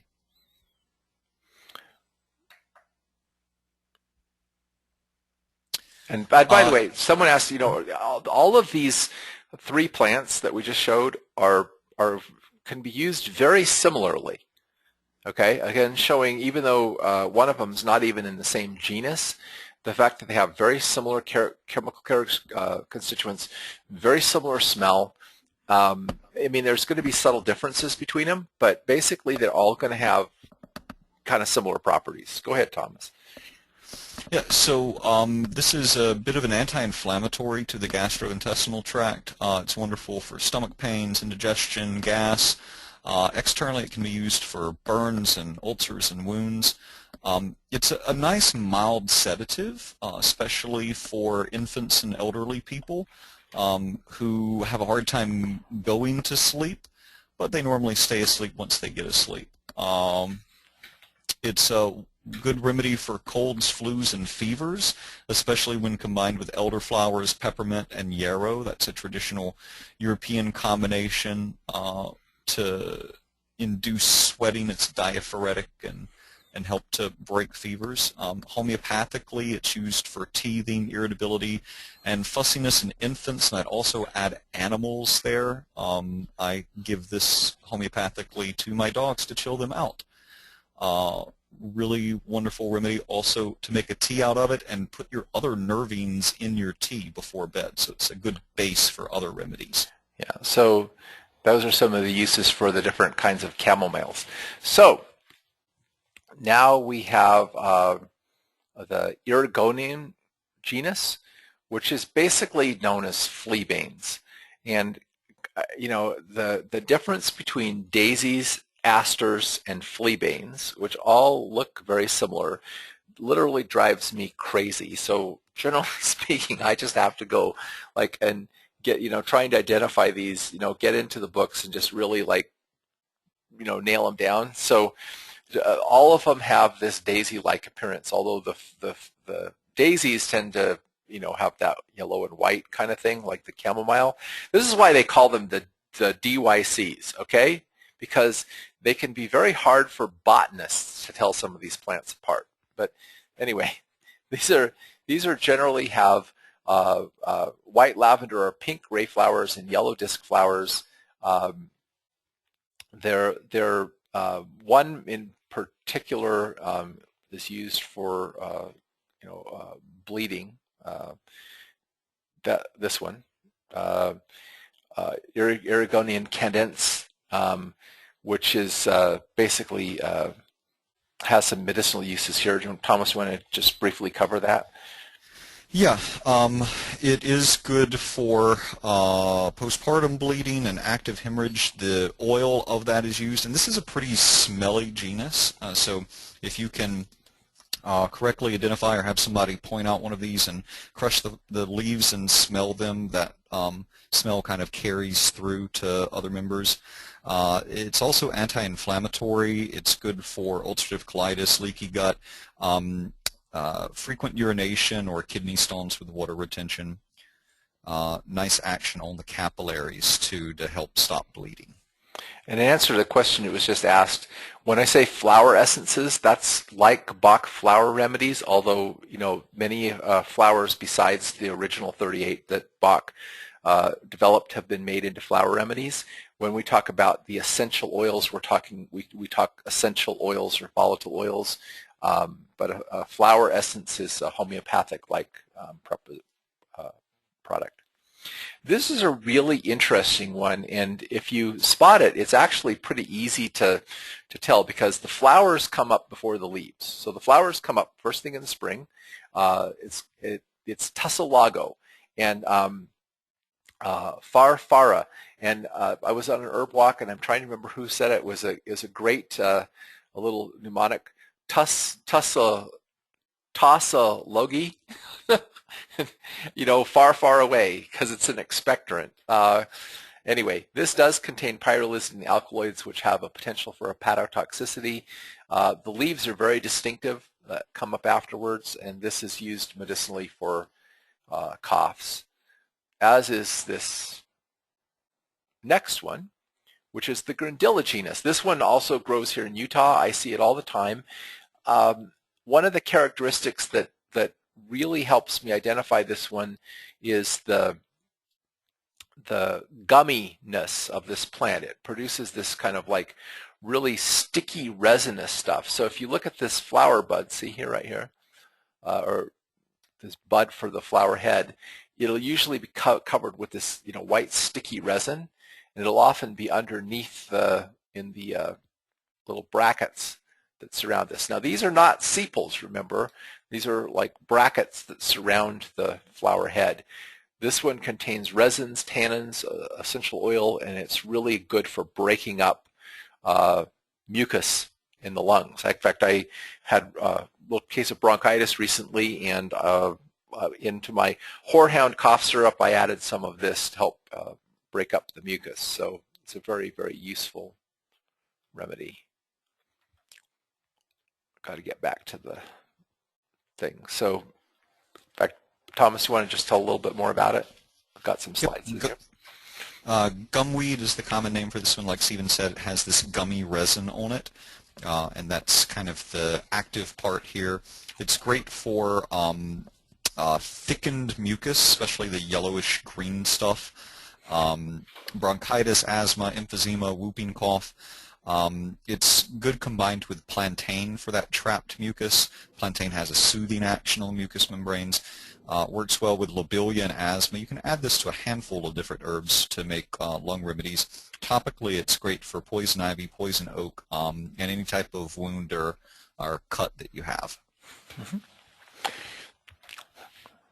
And here's another genus, the Tanacetum, which is tansy.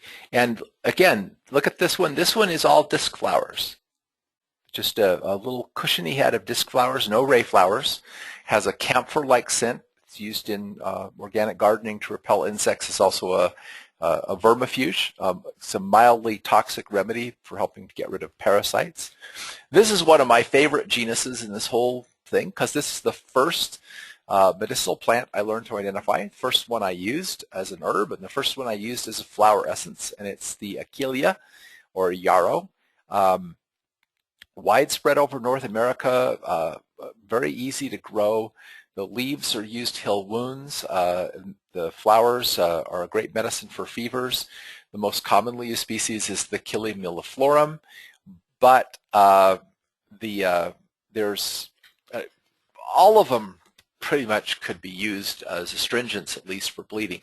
Now on this one, this is a very, again, small flower head, so you might not notice that it's a composite until you look really closely at it. But see, if you look really closely at this little, what appears to be a single flower, you'll see that it's got little ray flowers and a whole bunch of little complete disc flowers in the center.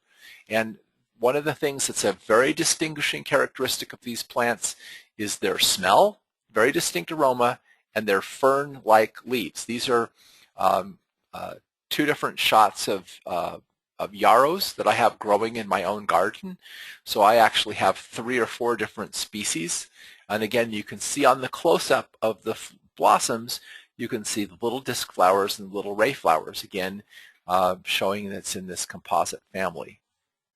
Thomas, you want to talk just a little bit about the uses of this? Yep. So woundwort or soldier's herb is another common name for this. It's been used since the ancient Greeks to staunch bleeding on the battlefield. It was said that Achilles carried this with him in battle to help his soldiers that were wounded. It's also internally a wonderful anti-inflammatory. It's great for inflammatory bowel disease, irritation of the bladder. It's diaphoretic when taken as a hot tea, so it helps to open up the sweat pores and induce sweating to break fevers. It's astringent and styptic, meaning it stops bleeding, so it's great for excessive menstrual bleeding, hemorrhoids, any type of excessive fluids leaving the body, or ballooning from tissue weakness. So it's great for prolapsed uterus and colons too. So our next genus is the Artemisia genus. So this includes wormwood and mugwort and sagebrush. They're bitter herbs. They're medicinally used as tonics. They promote digestive secretions, help to break fevers, and they're anti-parasitic.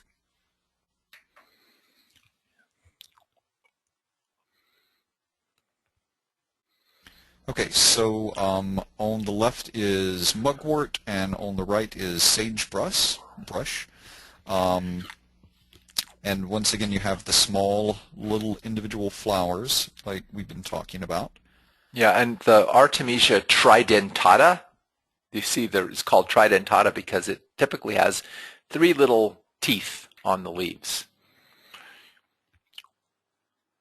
Okay, here's another one that's in this genus, that's the Arcticum, or burdock.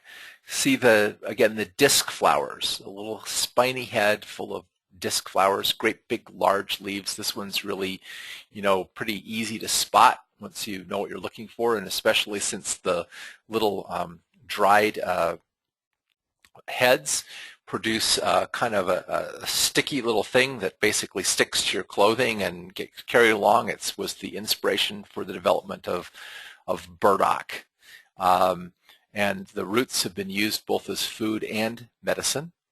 And Thomas, we're just kind of obviously grazing over these because this is a huge family with a lot of plants, but we're trying to show you some of the common characteristics within this. Okay, your turn, Thomas. Okay, so ambrosias or ragweeds, there are 41 species.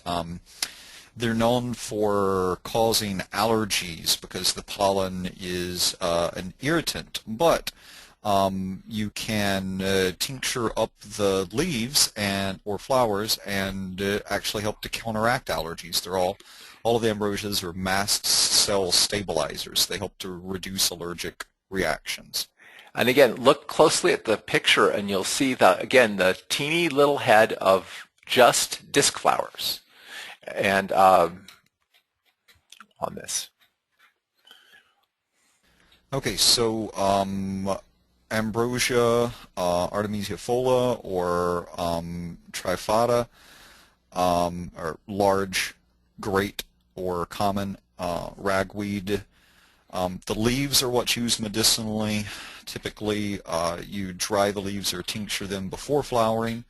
It's wonderful for itchy eyes and clogged gestation tubes, fluid discharge from the eyes and nose. Like if you had allergies, you would take this when the pollen started coming out to prevent the allergies. It's great for cat allergies causing asthma. It's typically used with goldenrod, which is often blamed for ragweed allergies, but is not the cause of allergies because the pollen's too heavy.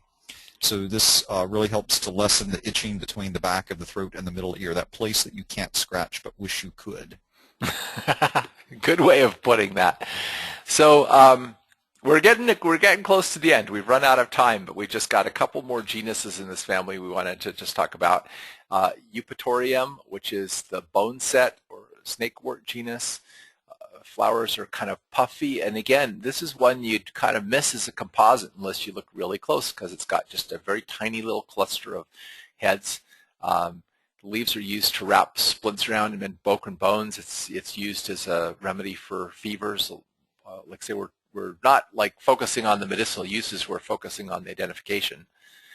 And another genus, the Patastis, also known as butterbur. And again, if you look real closely, you can see the little, composite flower head. This one contains pyrazine alkaloids. It's used as a respiratory remedy and a headache remedy. And I'll let Thomas do the next one. Okay, so goldenrod.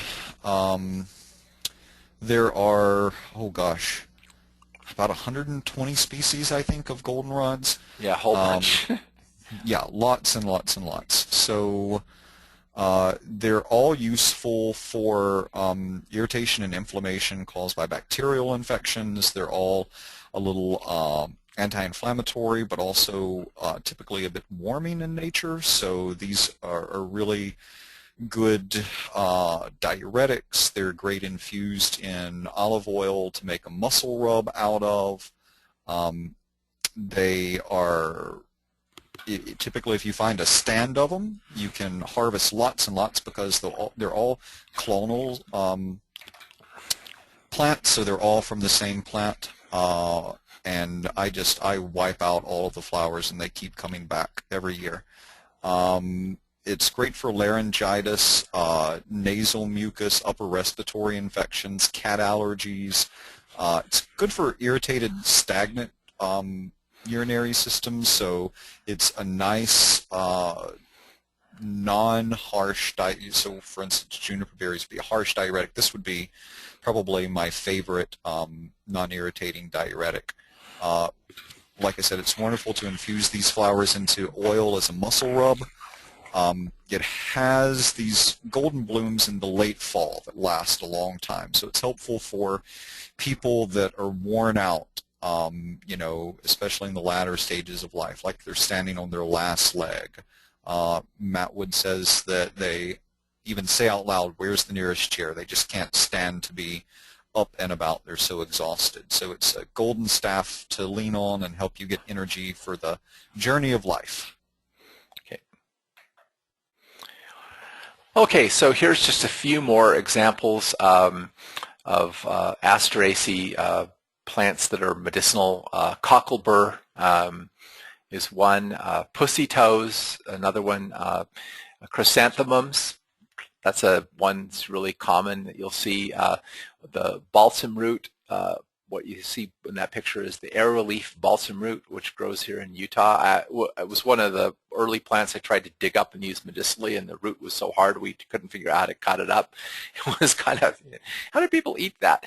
Anyway, and then Baker ticks or bidens. So, but what, of course, tonight, we're not trying to do an herbal lesson. This is not a class. I mean, we're giving you some uses primarily to kind of, acquaint you with some of the things in the family. We're not trying to teach an herbal class in this particular thing. We're teaching botany.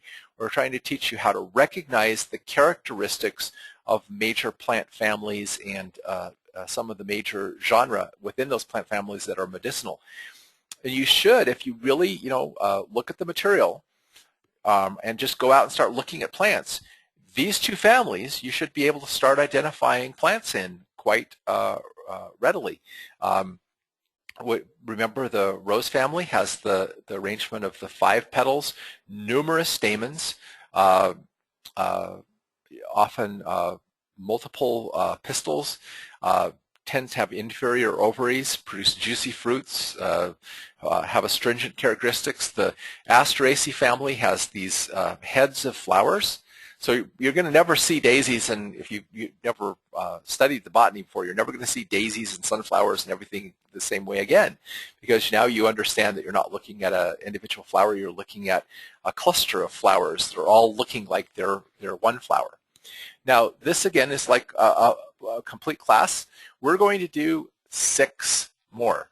Thomas, I did decide we have to do 6 to get through all the families. Yes. I think so too. Okay, so this was a 2-hour class, and we're going to have 6 more of them.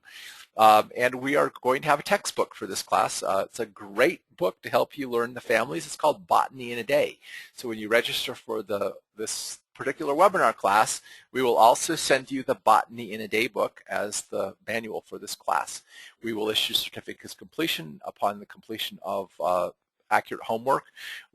The actual tests and materials to complete turn-in will not be done until July, because we have to wait until the class is all over and have all the notes together before I actually can compile the homework and test. But basically the cost for this one is $197. However, if you pre-register by April 10th, which gives us actually, it doesn't say April 10th, but it should say April 10th. That gives us a week to ship your book to you. Basically, you will save $40. And if you're a member of our Tree of Light program, you can get an additional $30 off of that price as well. You can register online at www.treelight.com or by calling 800-416-2887. We're also going to be doing some herb walks. I have been working on getting the herb walk for Utah scheduled. It will be held on July 20th and 21st in Salt Lake City area. I'm looking at making arrangements to have it at the Snowbird Ski Resort, which is a really, really cool place loaded with wildflowers. The $497 price includes 3 nights lodging, double occupancy at Snowbird, lunches, and we're going to the Red Butte Botanical Gardens, and so we're going to transport you to there and make sure that everybody has transportation. We have to have a $200 deposit to secure space so we can also know how many people are coming to get the rooms. But if you up to 60 days before, you can get a 100% refund. You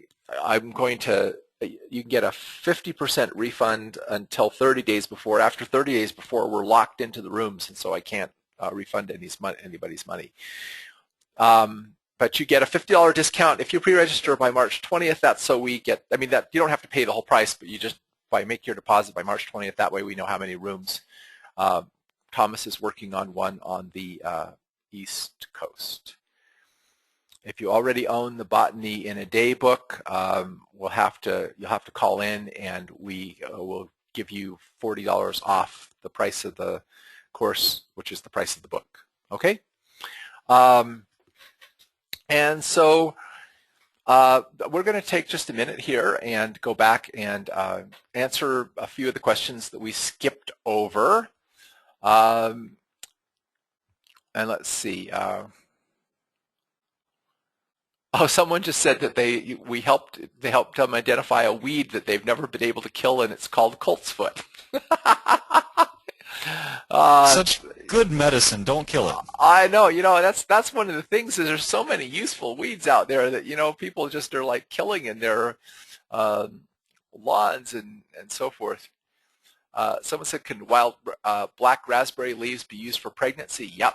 The wild raspberries are useful there.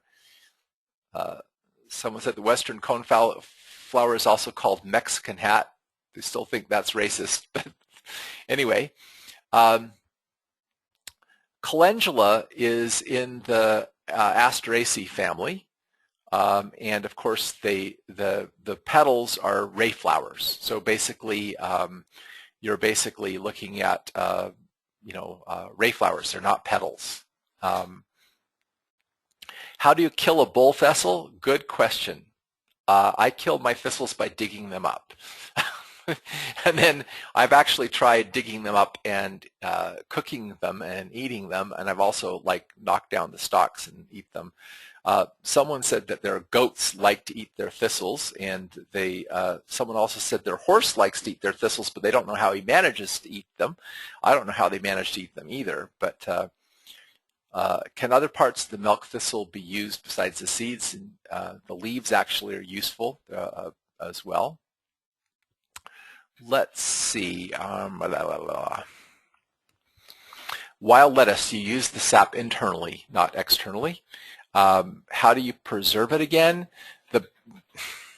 The best way to get some benefit out of wild lettuce, in my experience, is to pick the plant fresh, fill up your blender or your Vitamix or whatever full of the leaves, put a little bit of heavy-duty alcohol in there, a little bit of Everclear, or a bunch of glycerin, and basically just blend it up until you make a slurry out of it, and then strain it. That makes a pretty decent tincture. I tried it, and that actually I thought worked pretty well.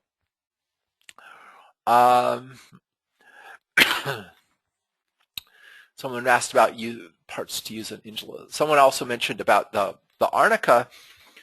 All of those Arnica species, the Arnica cordifolia, Arnica montana, Arnica chasemosa, even though the montana is the official species, as far as I know, all of those other species can be used medicinally in the same manner. So I've used the Arnica cordifolia just like the Arnica montana, which is the local species. So again, this is the great thing about botany. You know, there's a lot of cases, a lot of crossover in what you can do. Let's see. Got some good compliments. Is pomegranate in the rose family? No.